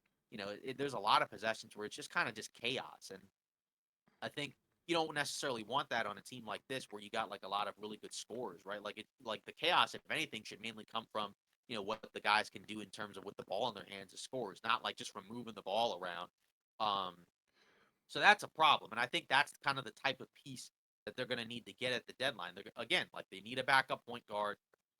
I think they need one of those wing type of players, like a bigger one, right? Even though I like some of the guys like Okogie, there's going to be certain matchups where that's a little too small, right? Like Sure. against the Lakers, you're not going to be able to put a 6'4" guy on LeBron or AD. That's No. just not going to work. Even though Okogie is a strong, athletic guy.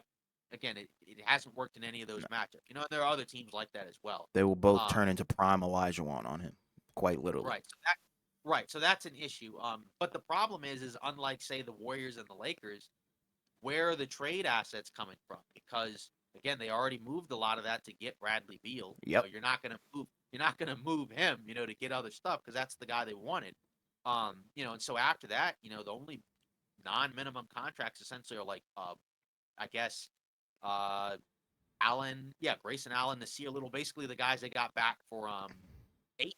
So I mean, That's tough, are you bro. going to be able to turn one of those guys into a backup point guard? Could you get a guy like a Tyus Jones from Washington? Could you get like a TJ McConnell from Indiana? Maybe, but at the same time, there's going to be other teams that need backup point guards as well, right? Yeah, Minnesota probably could talk themselves into like, yeah, we need a backup point guard, for sure. and some of those teams are going to have, I think, more assets, to give up than the Suns, where it's like you don't really have any great players to trade and you don't really have any picks.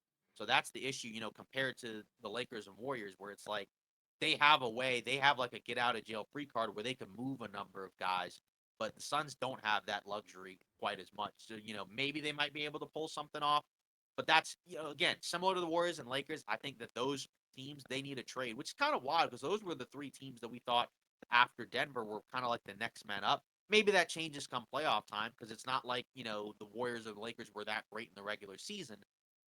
But the West is also better, I think, than last year, and you just don't necessarily want to put yourself in a position where we have to go through the play-in just to be able to get to the first round on the road and all that other good stuff. You'd like to be a little bit higher. Could you get to like 4 or 5? Like maybe. I mean, again, like the record is not that different from those teams, right? Like say like a Dallas, I think who's like what, like 6 or 7. They They're may have 6 right dropped. now. Yeah, they're 6, but and so like losses wise, they're not that different. From those teams. They're 18 and 14, right? So they only have Yeah.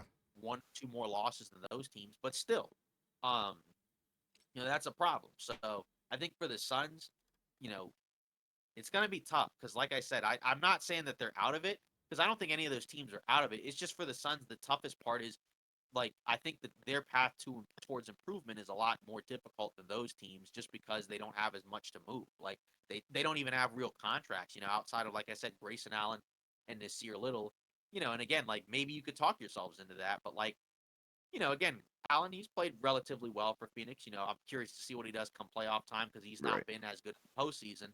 Um, Although you need regular season guys to help you out anyway, so maybe you just move Nasir Little, but then it's like wing wise, you would think he'd be the type of player that you wouldn't want to move because he's got size and athleticism, but he's also not untouchable. So it's just a matter of like what they feel like they need the most and can they get it. And again, you're gonna have to hold on until basically February because again, most teams don't typically make those type of trades until that point in the season. And unlike, say, the Warriors, Phoenix's schedule is a lot more difficult, now.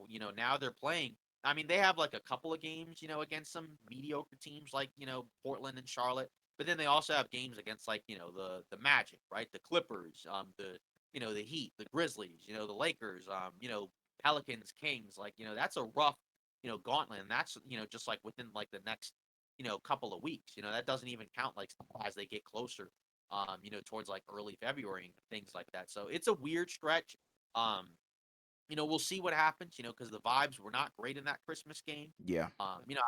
We'll get into Dallas in a minute, but like, it's just doesn't feel good. It doesn't feel great. We'll see. But I want you to talk about Phoenix before we get into Dallas. I know Yeah. usually we like to talk about the team that won first, but it just feels like with Phoenix there's a lot more going on, Yeah, it's but not in glaring a good way. issues. There's some Yeah, so glaring issues. right. First of all, they can't stop anything. Like they literally cannot stop a single person. It looks bad. It reflects poorly upon the coaching. Definitely reflects poorly upon the players themselves. And then, just to have Durant and Booker kind of be taken out of the game. I guess Booker not so much. He did have 20 points, but at the same time, it wasn't, a pretty 20 points, and you came away with the loss. Just didn't look good. Durant trying to do, I think, too much playmaking. I know that he can pass, he can dribble, but I think there's times where, just let him score. Simple as that. In terms of, what his responsibility on the court needs to be. I don't think you should have KD, running the point guard or trying to be the main facilitator. I think that's a recipe for disaster, because he had 6 turnovers. It's not a good look. And with Phoenix, I feel like they may have just rushed it, They may have just mortgaged the future because now, their hands are tied. They don't really have a future if I'm not mistaken because I can't remember how many picks they gave up, but I know, it's a decent amount.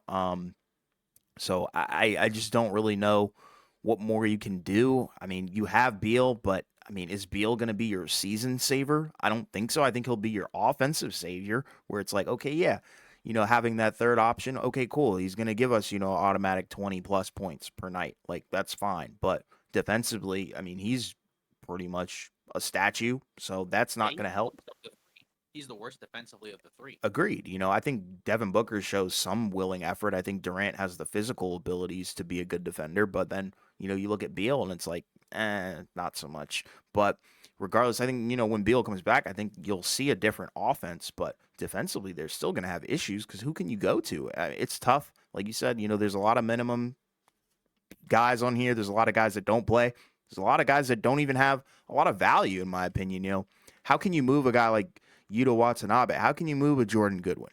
How can you move a Nasir Little? You really can't. I just don't think there's a market for those guys. And they're not going to be willing up to give up KD, Bradley Beal, or Devin Booker, obviously. So you're kind of stuck. Your hands are tied. You kind of just have to ride it out with these 3 people. But, that window is closing because, I mean, whew, and if you're down here in the play-in section of, the NBA, I think that's unacceptable. That in itself would be a failure. I don't care if they win the play-in, like, and get all the way to like the finals and still lose. Like that's unacceptable. To be in the play-in in general, not a good look. I think, way too expensive of a roster to be, in the play-in in general, even be in that realm. You've got teams like Dallas that are just cooking up. They just had a great offseason. They figured out everything. They in terms of offense, obviously, they got the right supporting cast for Luka. But then, we see a team with, some very high volume scorers, but haven't played, one game. What was it? One game is one full game with all 3 guys. Yeah, 24 minutes in total. Yeah, and we're 30 games into their season, and they haven't done that. That's a cause for concern for me. So I'm blaring the red alarms for them because there's not much. Well, there is a lot of the season left, but in theory, it's like how much more time can we give all 3 of these guys to be healthy, build the chemistry, and actually look like a really good team? Because I think a lot of people coming into this season had them ranked a lot higher than obviously 10th. I don't think a lot of people expected them to be 10th, but although there were some naysayers that were like, yeah, no, they're not going to, be able to be healthy or defend anything, and they don't have a point guard. So, the glaring issues have kind of come back to bite them in the butt, which were the ones that we did have a problem with, being the point Yes. guard, lack of defense, and potential health issues. So, all the And stuff that is right in their face. I just don't know right, what the solution would be. How can you move any of the bench guys? How can you move any of the assets? You don't have any, picks to move at this point, so it's not looking too hot for Phoenix. And I don't know what they should do. I guess just ride it out and hope, that once all three of your guys come back, they play, really NBA All-Star level basketball. Like, you need that. I think that's pretty much what they're going to have to do now. Is Yeah, again, you made those moves, so you're just going to have to keep going and ride it out and just see if you can make something of it. Because again, like that's still a good amount of talent, in terms of those three guys. It's just the experiment of can you have those three guys plus a bunch of other stuff, and can you make something of it? And again, like the concerns were always there, right? Because again, we talked about it in the offseason, right? Where it was like, again, can they stay healthy? They have not. Can they defend? They have not. Um, because that's the other thing is like, again, Booker and Durant have been playing, for a decent stretch now, but knock on wood, at some point one of those guys is probably going to end up missing again, like sure. we mentioned with LeBron and AD, like some type of 5 to 7 game stretch. Yeah, that just comes with it. Hopefully they, yeah, hopefully they don't, but it just seems like that's been the issue. So, um, and again, like what is the move? Because again, we've talked about, like, with a lot of these teams, like that they got to do something, but at the same time, like we haven't necessarily been able to like kind of just specifically say, like maybe specific players or whatever. And like we've kind of said it, but at the same time, it's just hard because again, like like you said, how do you move some of those guys and what do you move them for? How do you not get outbid by certain teams? Because again, you don't have the draft capital and you don't really have players that are considered that are looked at as assets. Maybe a team might look at Nasir Little and be like, yeah, we'll take him. He's Yeah, a young guy. He's on like a relatively sure. manageable contract. That's not a problem.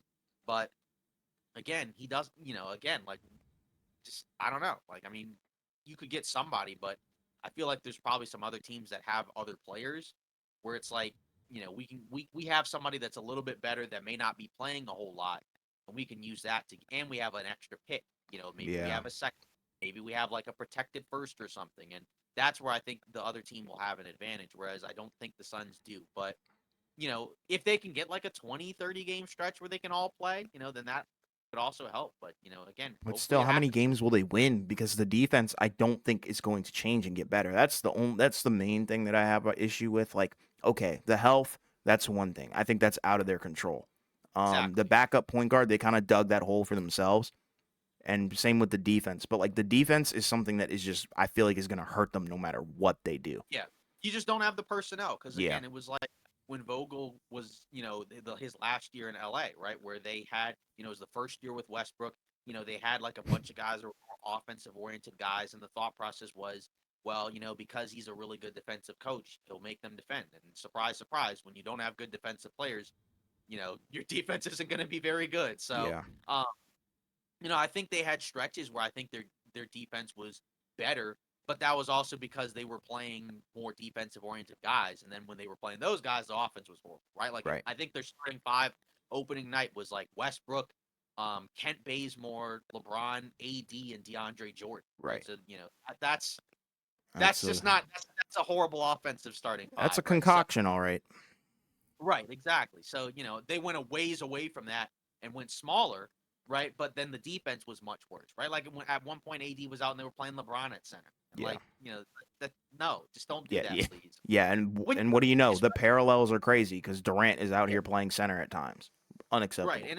and especially when you have a tiny team, right? Like it's one thing if like you have like a guy who's not a center at the five, but you have like a bunch of like medium sized guys around them. Yeah, But I remember it was like Malik Monk and Avery Bradley. Like Avery Bradley was basically a small goodness. forward, right? And like it feels like that right now with Phoenix. And again, I don't think Vogel's been like the big issue. I think the main issue is I just think the lack of defensive personnel combined with the injuries is the main thing. Yeah, Obviously, you could say maybe he could do better, with some of these, and he probably could, because obviously, offense is not his strength.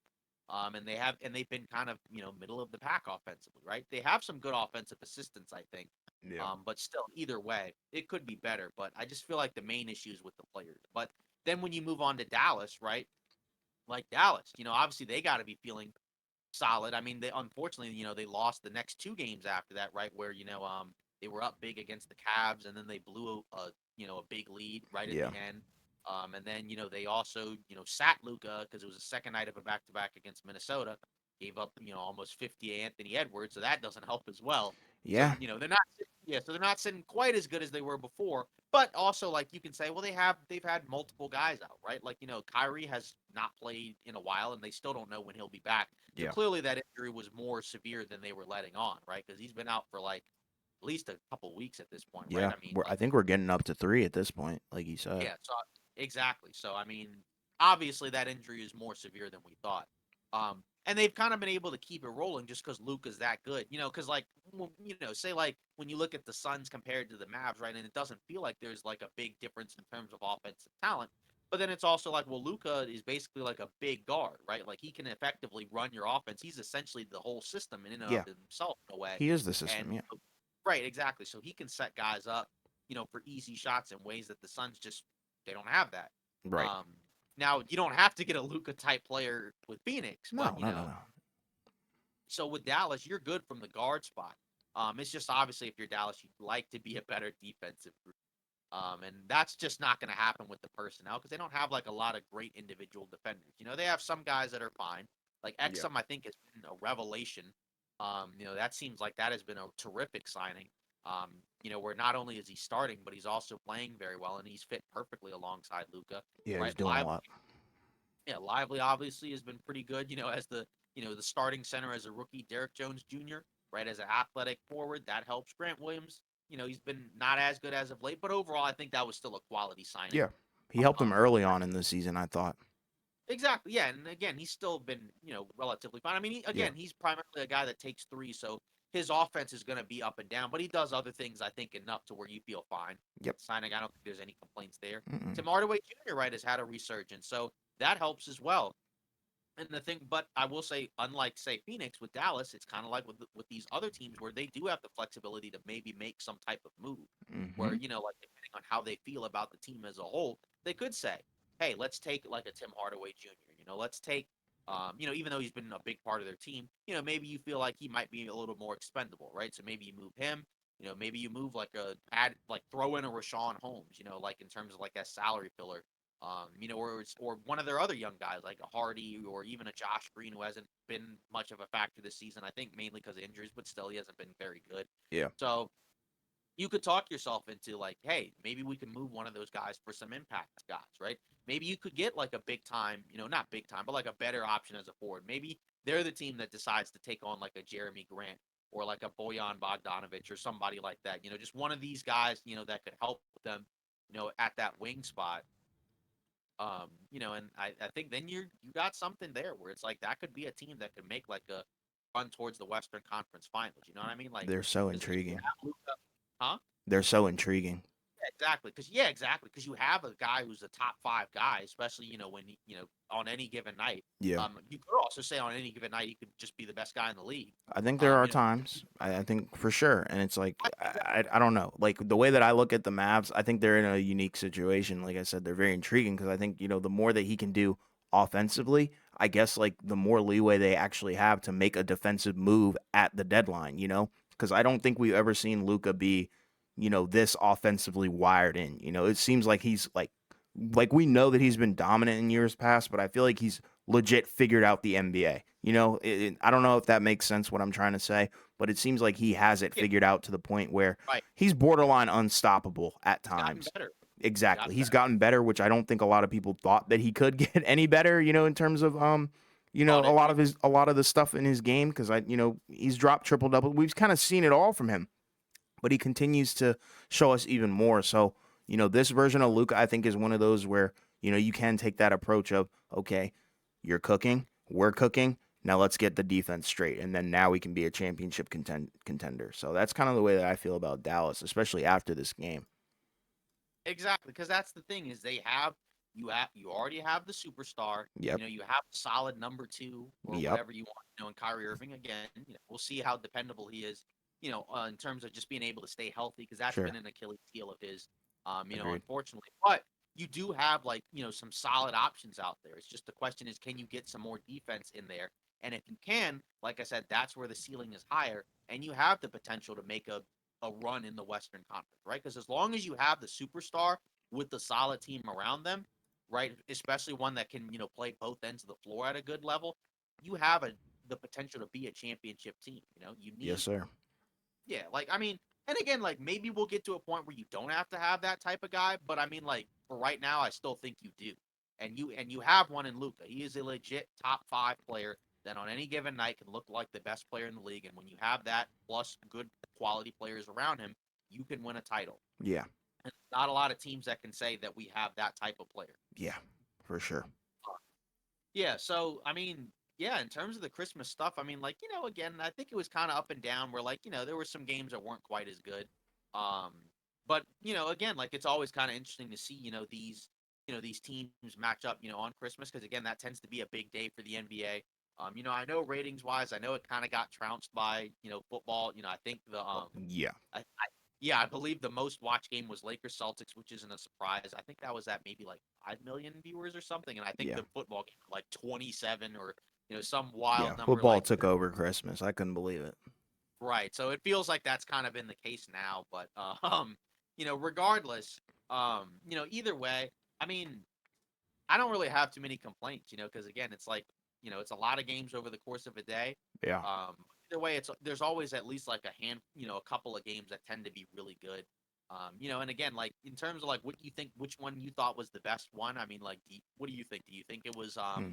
this game, or do you think it was like one of the other games? Ah, that's a good question. I did like the majority of them. I think the most intriguing one was probably the Bucks and Knicks, but I mean, I think the most enjoyable one was probably Mavs Suns, just because Luca just went off and we kind of got to see some history. Because I think with the Warriors and Nuggets one, I think a lot of people had some problems with the officiating. I think the Celtics Lakers one, everybody kind of knew Celtics were going to kind of just go in there and do their thing. And then once we saw the starting lineup, I kind of almost threw up when I saw you guys' starting lineup. But 76ers Heat, I was like, yeah, I'm not really going to pay attention to that one as much just because Joel Embiid isn't playing, Jimmy Butler isn't playing. But I think it was great to see Luca cook up, so I'll probably go with Mavs Suns, even though it didn't seem like it was much of a challenge for the Mavs. So it was kind of a cakewalk. But I think that's the beauty in it. Luca just made it look very easy. But I think it would probably be between Bucks, Knicks, and Mavs, Suns. Yeah, I agree. I mean, I think so too. Because again, like it's just like you said, he had 50 points, and for stretches it felt like it was easy. I'm not going to say it was because some of the threes he was making were really tough Tough shots, but for he also sure. had like a lot of like good quality looks. Where That's my it's like point. They didn't make it hard for him.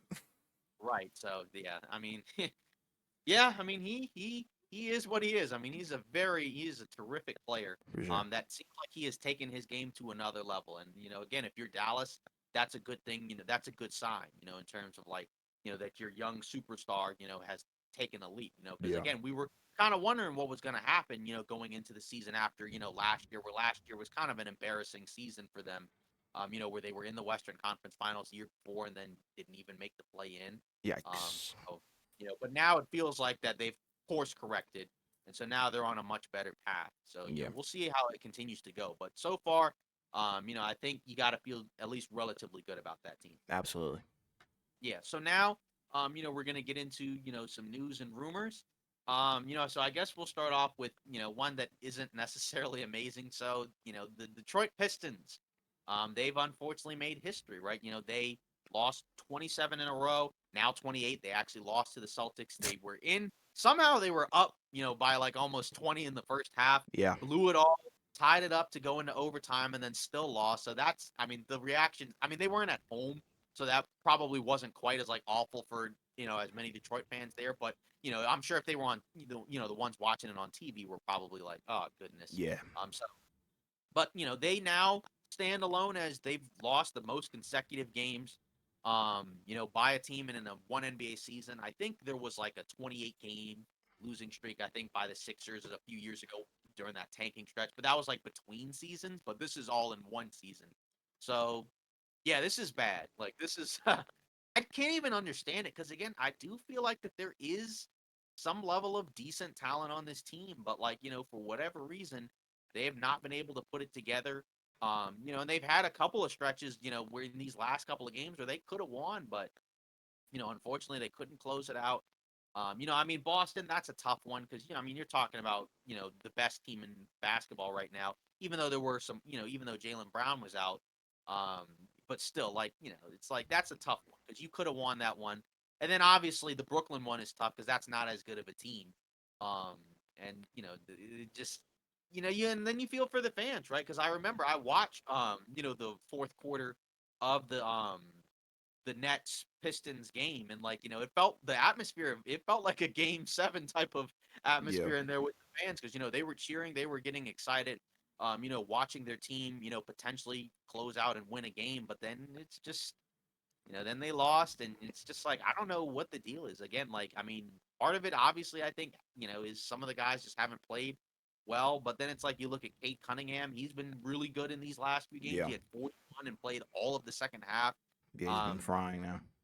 I mean, I don't know, dude. I mean, like Monty Williams, I guess you got to give him some blame as well because I mean, again, For he's the sure. guy. He's the guy getting paid 100 million or 80 million, whatever dollars, and all that money just to lose 30 games in a row, basically. Like they might not win a game, this year, right? I think they only have one or two chances before the end of 2023.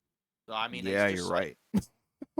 So like, what is going on with this team? Because I just, again, like I didn't expect them to be great, but I thought they had a good offseason. I liked the guys they picked in the draft, and I think the guys have played well. And Asor Thompson, I mean, he hasn't played as much as of late, so his numbers have dropped. But like Sasser, I thought that was he's played very well. Again, you got Cade. I mean, you have some solid players, but then it's like it just feels like they're too good to lose 30 games in a row. Like at a certain point, especially because like Kate Cunningham, they have a player who is a good player. Like he's not like a scrub or anything. It's not Right. like this, the Philly team where they didn't really have too many, great and great options in terms of NBA players. They had some, but like not a whole lot. But like you would just think since you have like some good NBA players and like Jalen Duren's back, right? Like, it's not like, he was out for a while, but now he's back. Like, you would think you could get like one win. You know what I mean? Like at some point, like against somebody, but like Yeah. it's just awful. Like, and Um, it just at a certain point, like you just feel bad because it's just like I was watching the game and I don't really have like a vested interest in either Detroit or Brooklyn, but it's just like, oh man, like you can see the guys on the bench, they're excited, they're standing up. It's like you want to see them win, like and like they're yeah. playing all, like so it's not like they're just giving up, but it's like you want to see them win, and then like the wind is just sucked out of the building. And then all of a sudden the boos start raining down. I think one of the guys for Detroit just threw the ball out of bounds like at the end of the game because he's like, I'm done. Yeah. It's just And it's bad. like Like they're not even like blatantly tanking, They just look like they're just complete dog water. yeah, It's completely different than some other teams that we've seen that have been historically bad and have set historically bad records, but like this is just awful. I don't know if it's roster construction. Maybe we overrated some guys. I don't know. Like on paper, I really like the roster. That's the odd thing. But then there's some guys that are on here like I'm looking at the box score from the Boston game. Why is Kevin Knox starting? That's a question I have. And why is Asor Thompson not starting? I know that he's kind of been relegated to the bench as of late, which is a weird move in my opinion, but that might also be, part of the tank thing. But, they weren't winning when he was out there regardless. So, Killian Hayes, like, there's just a lot of question marks, I think, on this roster. Um, and yeah, I just think they suck, plain and simple. I don't think there's any other like logical explanation. There's no way that we can like kind of spin it in a good way. They just aren't good. And they'll probably continue to lose. And I think there's definitely some sort of culture shift that needs to happen because this isn't good. You can't have Cade Cunningham. I think who I'm not going to say generational talent, but definitely more of one of those guys that could be a franchise changer and definitely a franchise cornerstone for sure. You can't have him, wasting, his talent. And then mismanagement, Jaden Ivey. I'm not sure what's going on with him, although he did have a good game. Regardless, I just don't know what you do from here. I just think they plain and simply suck. yeah. I mean that's the bad part. I mean, they're definitely not as good as I think we thought. Not that we thought they were going to be good. I mean, because you Yeah, thought that the I thought, Wizards would be better than Detroit, and yeah, technically they have been better. not by Um, much though. Trust me, yeah, it ain't but much I mean, greener on this side. but at least the Wizards have the excuse of like this is year one of a rebuild. So like year one of a rebuild is supposed to be horrible. But like the Agreed. Pistons have been bad for like a long time. I mean, they haven't been good probably in I think what 4 or 5 years. I mean, I think whenever Blake Griffin was there, and Yeah, even then they were like a mediocre team, but they were they were still okay. But like they've been bad for too long, to be in the same spot as the Pistons. Right? Again, like, that's the issue that I have because they've now collected some talent, but Yeah. for whatever reason, they've just been garbage, They've basically. been I mean, horrible, bro. and it's I don't know wild what because to they say. started the year off winning their first two games, I think, right? Yeah, Yeah, they I won think their you're first. right. Yeah. I think they either won their first two games or whatever, and we were like, oh wow, now the Pistons look like a decent team, like a team, and then like, What a boom, all joke. of a sudden they lose 27 or 28 games or whatever in a row, and it's like, is it gonna get much better? I mean, I don't know. I mean, like there were teams that they could have beaten, during this recent stretch, but it's like I don't know. Because again, like you look at who they play next, and it's like they play the Raptors, um, right? So, like that's a beatable team, but like the Raptors are still a better team, obviously. I mean, like everybody's better than them, but I'm saying like then after that, then it's the Rockets, right? You know, depending on who's available, you're probably not beating them. Maybe you could, but who knows, right? The Jazz, the Jazz sat everybody the last time they played them, and they still won. And Yeah. then you play the Warriors, probably not beating them. Nuggets, definitely not beating them. I don't think, right? I mean, they almost beat the Celtics, but still. Because again, I think now we're in a stretch where like every team, is in the mindset of like, well, we don't want to lose to this team. You know what I mean? Sure. I Like agree. now because everybody's aware of what's going. I think Cam Thomas, when they won, against the Nets, and interestingly enough, he was one of the guys that Brooklyn benched, in order to get them back into the game. But either way, he was talking about like the idea of like, now the Pistons are in a spot where like everybody knows the losing streak and they don't want to, and these teams don't want to be that one team, that Yeah. loses That would be streak. demoralizing. It was kind of like when the Spurs lost 18 or whatever games in a row, and then they beat the Lakers, right? Like you don't want to be that one team that ends their streak. Not that it's like a season-ending thing, but it's just like you don't want to be that team, right? Because Detroit right now is a team that you should be able to go in there and just beat. Even if you have like 8 available players, you should still be able to beat them because they've lost almost 30 games in a row. So it's Yep. like at a certain point, somebody's going to beat them, or they're going to beat somebody. I don't know who it's going to be. It could be the Nuggets, it could be somebody, I don't know.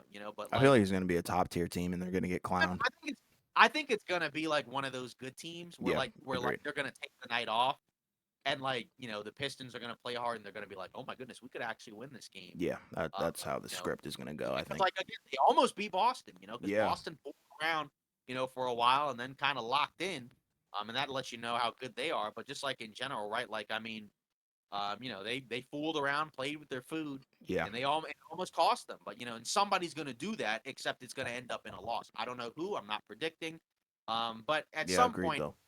at some point, it's got to end. But like you said, it feels like now a culture shift is going to have to come in because that's too many games to lose in a row. Where it's going to get to a point where like some guys are just going to stop caring. I Yeah. mean, like And the I think fans are some going to get even worse and worse, in terms of yeah, their mindset.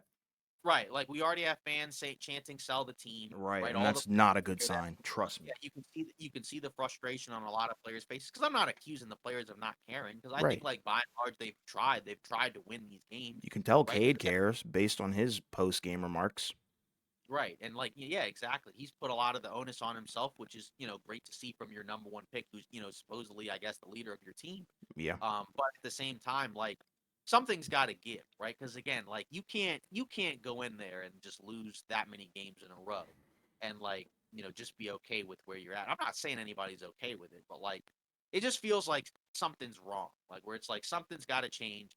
Like I don't know if it's got to be a big trade where you send a bunch of guys out. Maybe they'll send some of the veterans will probably get sent out to contending teams. Yeah. But even then, it's like somebody's got to be in there just to like set everybody straight and just kind of set some type of standard because that's just to me unacceptable. Because Agreed. we're in a point now in the NBA where every team has some level of talent, right? Like even the worst teams in the league, have talent, right? Like there's no more teams that where it's like there's nobody NBA worthy on the roster.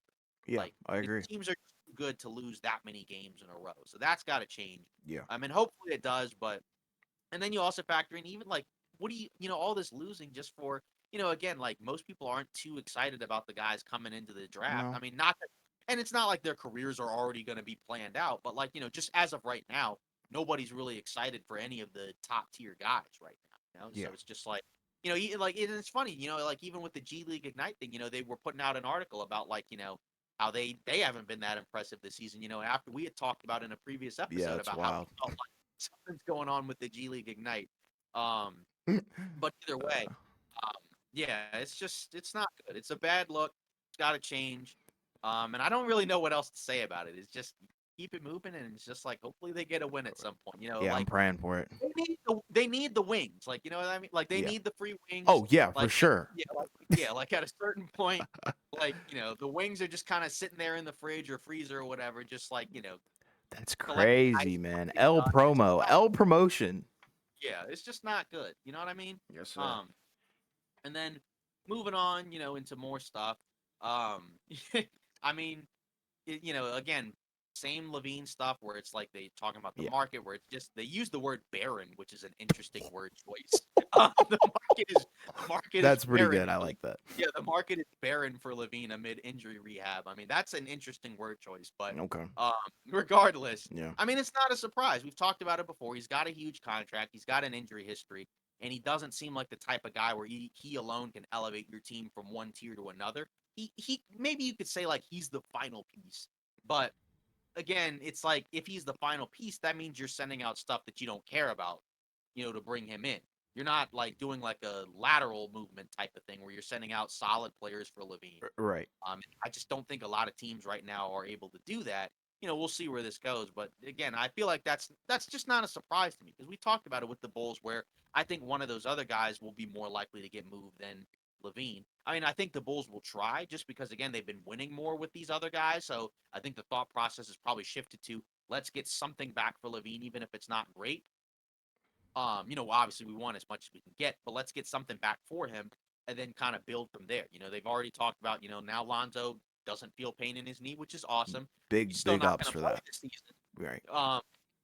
But if he no longer feels pain, hopefully that means he can get back on the court sometime within the Yeah. next year or so.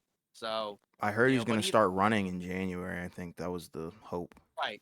Yeah, exactly. So, I mean, again, he's not going to play it all this year, but I think that might be the thought process for the Bulls. But it's like I don't know. Either way, I don't know if he gets moved. Like maybe it could just be like as we get closer to the deadline, the demand, the asking price will just drop, and then they'll just be like, all right, let's just get rid of him, and then like I they'll think end that's up what's going to happen. back I something don't think he's going mediocre. to be there post deadline.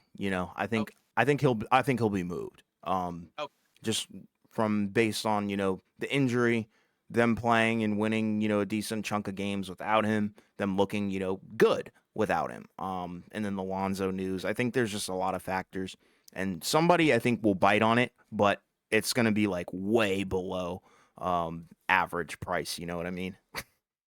yeah.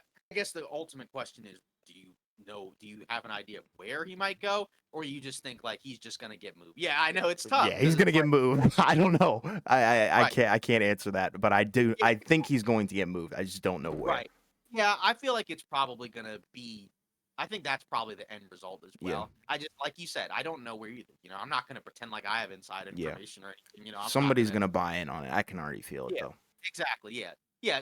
Because I just think again, we see this most trade deadlines where teams and players will be thrown around and tossed around for like ridiculous asking prices, and then eventually, if they do get moved, right, then it's for less, Yep. right? And then there's like some guys where by putting out like ridiculous asks, that basically is like saying like we're not going to trade, right? Like if you're asking for 5 first-round picks for Laurie Markkinen, you're basically saying like we're not going to trade him, which Right. which is fine. Like I don't think you have to trade Laurie Markkinen, No. because again, it's nice to have like some talent on a rebuilding team, and he's obviously a talented player. Doesn't make a lot of money. Now, when he gets his extension, it'll be expensive. But then it's like, how many guys are gonna like talk themselves into saying like, I'm gonna play for Utah? Like we never hear that. No. Like there's just that's There's just no not a market. place. They're homegrown, draft talent, or traded.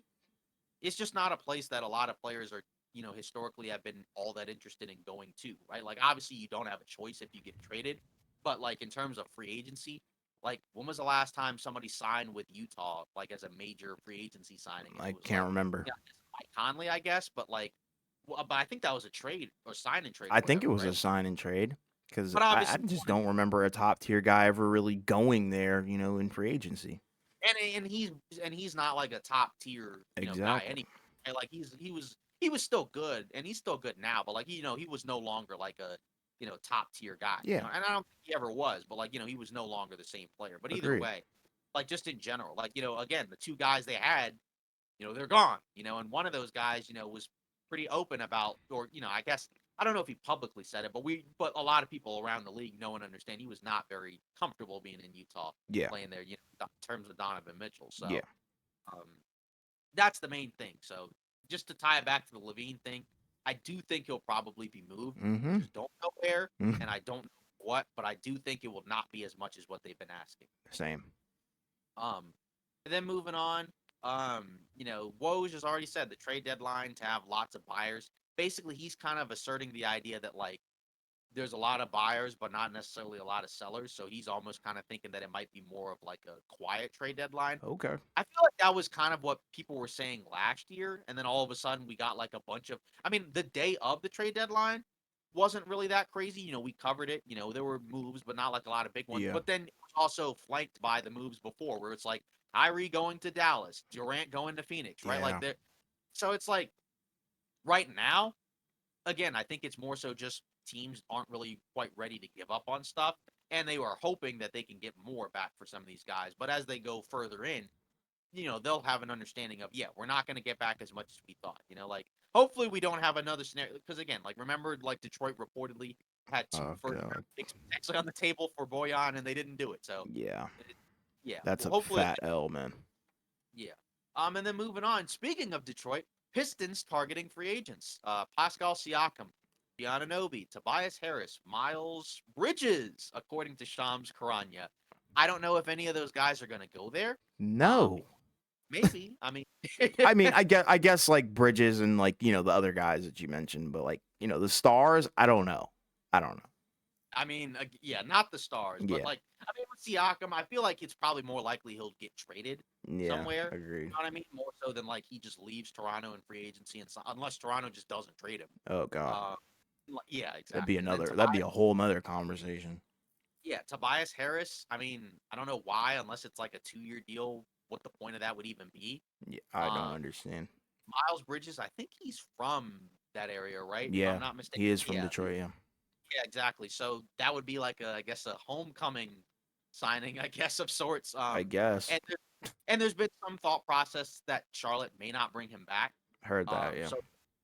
So that's where like I think that was from Jake Fisher. So there's potential where like maybe he doesn't go to Charlotte, but maybe he doesn't stay in Charlotte, but he'll just go to Detroit. Okay. Something like that. OG, I don't know. I just again like No. Detroit, like I don't know. I like that. I would be surprised if any of those guys end up in Detroit, other than like if it was like Tobias Harris and it's like Philly's like we found somebody else, we're gonna sign this person because I don't think they can use that cap space and also keep Tobias Harris. I think they would have to probably get rid Yeah. of him. Because I think he factors into the cap space that they have because I think he's in the last year of his deal. So if they got, let's say, if they signed OG Anunoby, unless they like did a contract where it was like I don't know a small amount the first year or something. I don't know if they would do that. Like they would have to get rid of Tobias Harris, and even Right. like I think like his cap hold would be there. So even like if you don't sign him on day one, like his cap hold would still be there, which is like about the same as what he's making right now, if not maybe a little more. So Okay. that's the tough part. So I don't know if Detroit. I don't. I mean, Detroit didn't get anybody in free agency this time around. I mean, they basically just brought back guys that they already had, or they just traded for guys, who were on contracts, right? Like they traded for Monte Morris, they traded for Joe Harris. Um, I guess they brought in. Was Bagley already there, or did they bring him in from the Kings? I don't even remember at this point. I don't remember. I think No, he was traded to Detroit, so he was re-signed. So okay. that's my point. Yeah, they didn't. Yeah, they didn't get anybody. I mean, in fairness, this wasn't like an amazing free agency class, anyways. But you might have thought like, oh, maybe we give like some random player like a 1 year or 2 year crazy deal, but they Yeah. didn't. And I think that was the smart move. But either way, I don't see them getting anybody in free agency No. unless, like I said, Who's like gonna want to go there though? I don't know.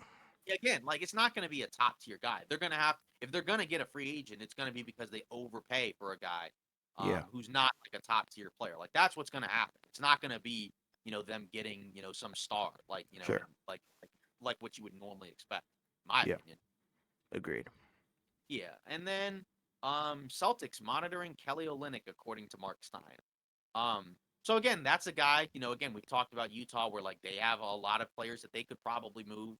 And Hmm. I think that's a player that could probably fit in fine. Yeah, agreed. With Boston, right? He can pass, as we've talked about. He's a good shooter. He's got some size. So he fits in with what they want to do, especially on offense.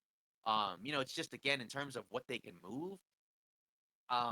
They don't have a ton of stuff that they can move. I think they have a trade exception, if I'm not mistaken. I don't remember how much it's for. So it may not be enough, to match Kelly Olynyk. So if it's not the trade exception, it would have to be like Al Horford or something like that. So I'm curious to see how Boston approaches the deadline. I'm sure they could use the trade exception if there was like a guy and the other team didn't mind. Like it would probably have to be like second rounders or something like that. Right. It's just a matter of like if you're swapping players, there's not a whole lot of players to send out, and bring in, like, unless you're sending out like one of the main guys. And they're not going to send out any of the main guys. Maybe Horford, but because again, I don't think you need Horford and Olenek. I mean, No, maybe you could say like it's a different look, but I I don't don't know. know. Like, I wouldn't do yeah, that. yeah. Like, I feel like you only really need like One. one of those guys. Yeah, one of those guys, and then because you have Porzingis, and then you just need like one of those guys when you go for a smaller line. You know what I Yeah. mean? I don't feel like you have to have both of them.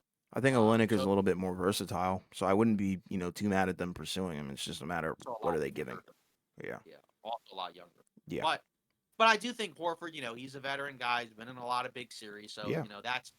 I mean, but also at this point, I mean, the Celtics have been in a lot of big games as well. So I mean, not that having a veteran wouldn't hurt, but just in general. I mean, Yeah. so. But either way, I don't think that's a bad decision at all. I mean, Mm-mm. like again, like, I feel like they should probably target some type of forward. Either like a 3-4 or 4-5. Yeah, I was thinking a Um, wing. Yeah. Yeah, exactly. But again, it never hurts to have like a stretch big out there because again, that's how they like to play. They don't really like to play, with like a rim running, like Yeah. just straight up They interior type of love big. threes. Holy. Yeah, exactly. Like they have the Keita guy, right, who I think is on a 2-way, and he plays somewhat now. Mm-hmm. But you can just tell, like in general, they prefer to play spread out. Yeah. So, and then the last one, DeJounte Murray, right? We've talked about him, tied to a couple of teams, right? Knicks, as well as LA, the Lakers, not the Clippers. But, what do you think about the DeJounte Murray thing? Like, it doesn't, not in terms of a specific team, although you can get into it if you want, Mm-hmm. because it is kind of surprising because, like, with the Hawks, they gave up a lot to get him. Mm-hmm. But obviously, it also hasn't panned out. It hasn't been because he hasn't played well. It just seems like the fit just unfortunately isn't there. Um, Yeah. for just two guys, and then the rest of the roster isn't necessarily that amazing either. But I don't know what Atlanta does because I feel like you have a couple options because you could either just move guys around and bring other guys in, like maybe like we've talked about. I think in the last couple episodes they talked about rumors about maybe moving on from like Clint Capella and DeAndre Hunter, and maybe you just swap guys out and just be like, let's elevate a Kungwu.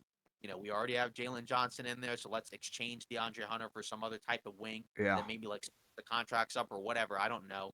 And then, or you could just move on from DeJounte Murray and just bring in somebody else. But like, what do you think the Hawks should do? And like, if you think they should move on from DeJounte Murray, again, not because he's been bad, but just because like it isn't working. Like, I mean, what do you think? And if you think they should move him, where do you think they should?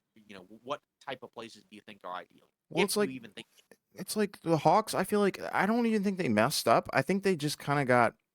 I'm not going to say fleeced either. I don't know what the word is, but I just don't think they got the DeJounte Murray from the Spurs that they thought they were getting. And like you said, it's not because he's playing bad. I think it's more so on the defensive end. Sometimes, you can see that there's a little bit of a lack of effort. And I think the Spurs probably played him a little bit harder in terms of, yeah, we're going to hold him a little bit more accountable on defense because that's the Spurs way. And I think with the Hawks, it's different. And, he was playing, without a guy like Trey Young, and they're both having to adjust to being off the ball at times. So I just think the fit is awkward. I would say at this point, it didn't work last season. It's not working now. You might as well move him. I know it sucks because they're gonna have to bite the bullet and be like, "Well, we just gave up all those picks for what?" But I think they should move him because I think there is some value to him, and I think there are some teams that probably would like to have him. He's a dynamic player. I think he can be a willing defender at times. And we've seen him be an All NBA defensive guy for the Spurs, so we know the defensive abilities are there. So it would be interesting to see a team like the Lakers go after him, and I think that would probably be the one to They would probably be the ones to pick him up. I'm just not sure what you guys would give up. Maybe it's like Rui, something else. It would probably have to be Rui and D'Lo, right? Money wise. Well, I mean, the thing is that DeJounte Murray's contract is relative, because he's in. I think his extension kicks in next season. Okay, So the I was under contract the he's on impression right it was this now year. is the Okay, last year. Yeah, so the contract he's on right now is the last year of his okay, original deal. So he's only making like 17, okay. 18 Yeah, million. Rui then. Yeah, so that's the weird thing for the Hawks is that I think he's better than a $17 million a year player. But For if you sure. just trade him, you're not going to get back a crazy amount for him. Right. You know what I mean? It's like not that you should anyways, because again, you're not going to get back what you gave up to get him. I mean, they didn't give up any players; they just gave up picks, Picks. but it Yeah. was a lot of picks. It was like three. Mm-hmm. I think it was Gallinari and three picks, Yes, you're right. three unprotected first or something like that. So that's not great. Um, because again, the team hasn't been very good, and that's something that they're gonna have to figure out. Again, the Knicks one is kind of weird because again, then it seems like you'd have a similar issue to what you have right now with like Trey Young and Yeah, I don't Dejounte like Murray, that. is Jalen Brunson and Dejounte Murray. I mean, I guess Brunson's a better defender, but he's still not like a great one. Yeah, And like he plays with the ball in his hands a lot as well, so it's yeah. like I'm telling you, you know, he's got to go to LA. yeah. So like I think if Murray was like more of like a two guard type-ish player, right? Like a 3-and-D guard with some ball handling Yeah, and finishing skills. But I feel like he's just more of a point guard. And that's also kind of the weird factor. Like, say, if he was in LA, where it's like, well, LeBron kind of runs the point guard spot. And, like Murray shot well from three this season, but like for his career, he's not like a great outside shooter. Although, again, he's been better. He was a very good rebounding guard in San Antonio. He hasn't been as good at rebounding for Atlanta. Well, and some of that's just because like personnel is a lot different. sure, But agreed. uh, but either way, it would be an interesting fit. I mean, I guess at the guard spot, it would definitely be an upgrade just over Russell because he's a much better defensive player, Yeah, while still being like a solid offensive, guy. You know what I mean? And he's yeah, also, more athletic. So I think it's a different look. I feel like it would probably just be a better fit in terms of like he fits in with the identity better. I just don't necessarily know if the Lakers would be like the first team that would have the chance to get him, like if he's actually like up on the trade market. Like, you know what I mean? Like I think yeah, he's a good enough player where like some other team might, that needs a guard might talk themselves into like, hey, let's get this guy. But then at the same time, like how many contending teams need a point guard? It's like sure. there's not. Yeah, like when you look at outside of like I guess Phoenix, but then like Phoenix is not going to get a starting point guard, No, right? Because like they have Booker and Beal, like they're committed to that backcourt. So how many? And that's my point. Like, it's like, I don't know where he goes. I mean, I think it would be an interesting fit, just because like I said, I think identity wise he fits in. I still think it'd be a weird, clunky offensive fit, but again, if they did that, I think that'd be interesting. I feel like it would be more likely that they would just swap D'Lo. Like if you're the Lakers, you would prefer to just swap D'Lo and Murray just because sure. they play the same position. But then like if I'm Atlanta, I'm like, would I really want to give? Like I gave up 3 firsts to get Dejounte Murray, and now all I'm gonna get back is like D'Lo, Yeah, on like a player option, and then like that's why I potentially was like. thinking D'Lo goes somewhere else. Like, I think Right. D'Lo's gone, but I also think Rui's probably gone as well, just based off like the minutes and what we've been seeing from the team. So I don't know, but either way, I do think if you're Atlanta, you have to make some type of decision because Yeah, again, we know that what they have right now is not working. So do you decide to blow it up, and move some of these guys, or do you just decide to, like I said, make some lateral movements and just swap some guys around? We'll see what they do, but one of those decisions has to be made by the trade deadline, or else you're gonna go in once again, have another season that's probably gonna end poorly, and then who knows what could happen after that, because guys I'm sure will be unhappy. You hired a new coach, so clearly the coach from last year wasn't the issue. I still think Snyder's a better coach, but he hasn't helped much because the team is still bad. So, yeah, um, yeah. So I mean, in other words, yeah, that's it for today's episode of All Fall Takes, and this truly is the last episode of 2023. So again, we appreciate the ride, that we've been able to enjoy together with yeah. everyone involved. Obviously we're gonna continue to be around, because Mm-hmm. 24 is on the horizon. So hopefully everybody had a great holiday, and hopefully everybody has a great New Year's Eve, New Year's Day, as we get into 2024. Hopefully you got some good resolutions coming up. Yeah, That you'll try to stick to for more than a few weeks. yeah. Maybe the Detroit Pistons can commit to winning. Opening up the year with a win. Yeah, that would have been an interesting topic, New Year's resolutions, for each team. But That's a good one. yeah, but again, like we still appreciate all the support. We just, got in a couple new subscribers. We're on our way. We're trying to get to 50 subscribers relatively soon. So, continue to show us your support by liking, and subscribing to our videos. Let us know in the comments, what your thoughts on, what your thoughts were on these games. So we appreciate all that, and we will see you next year.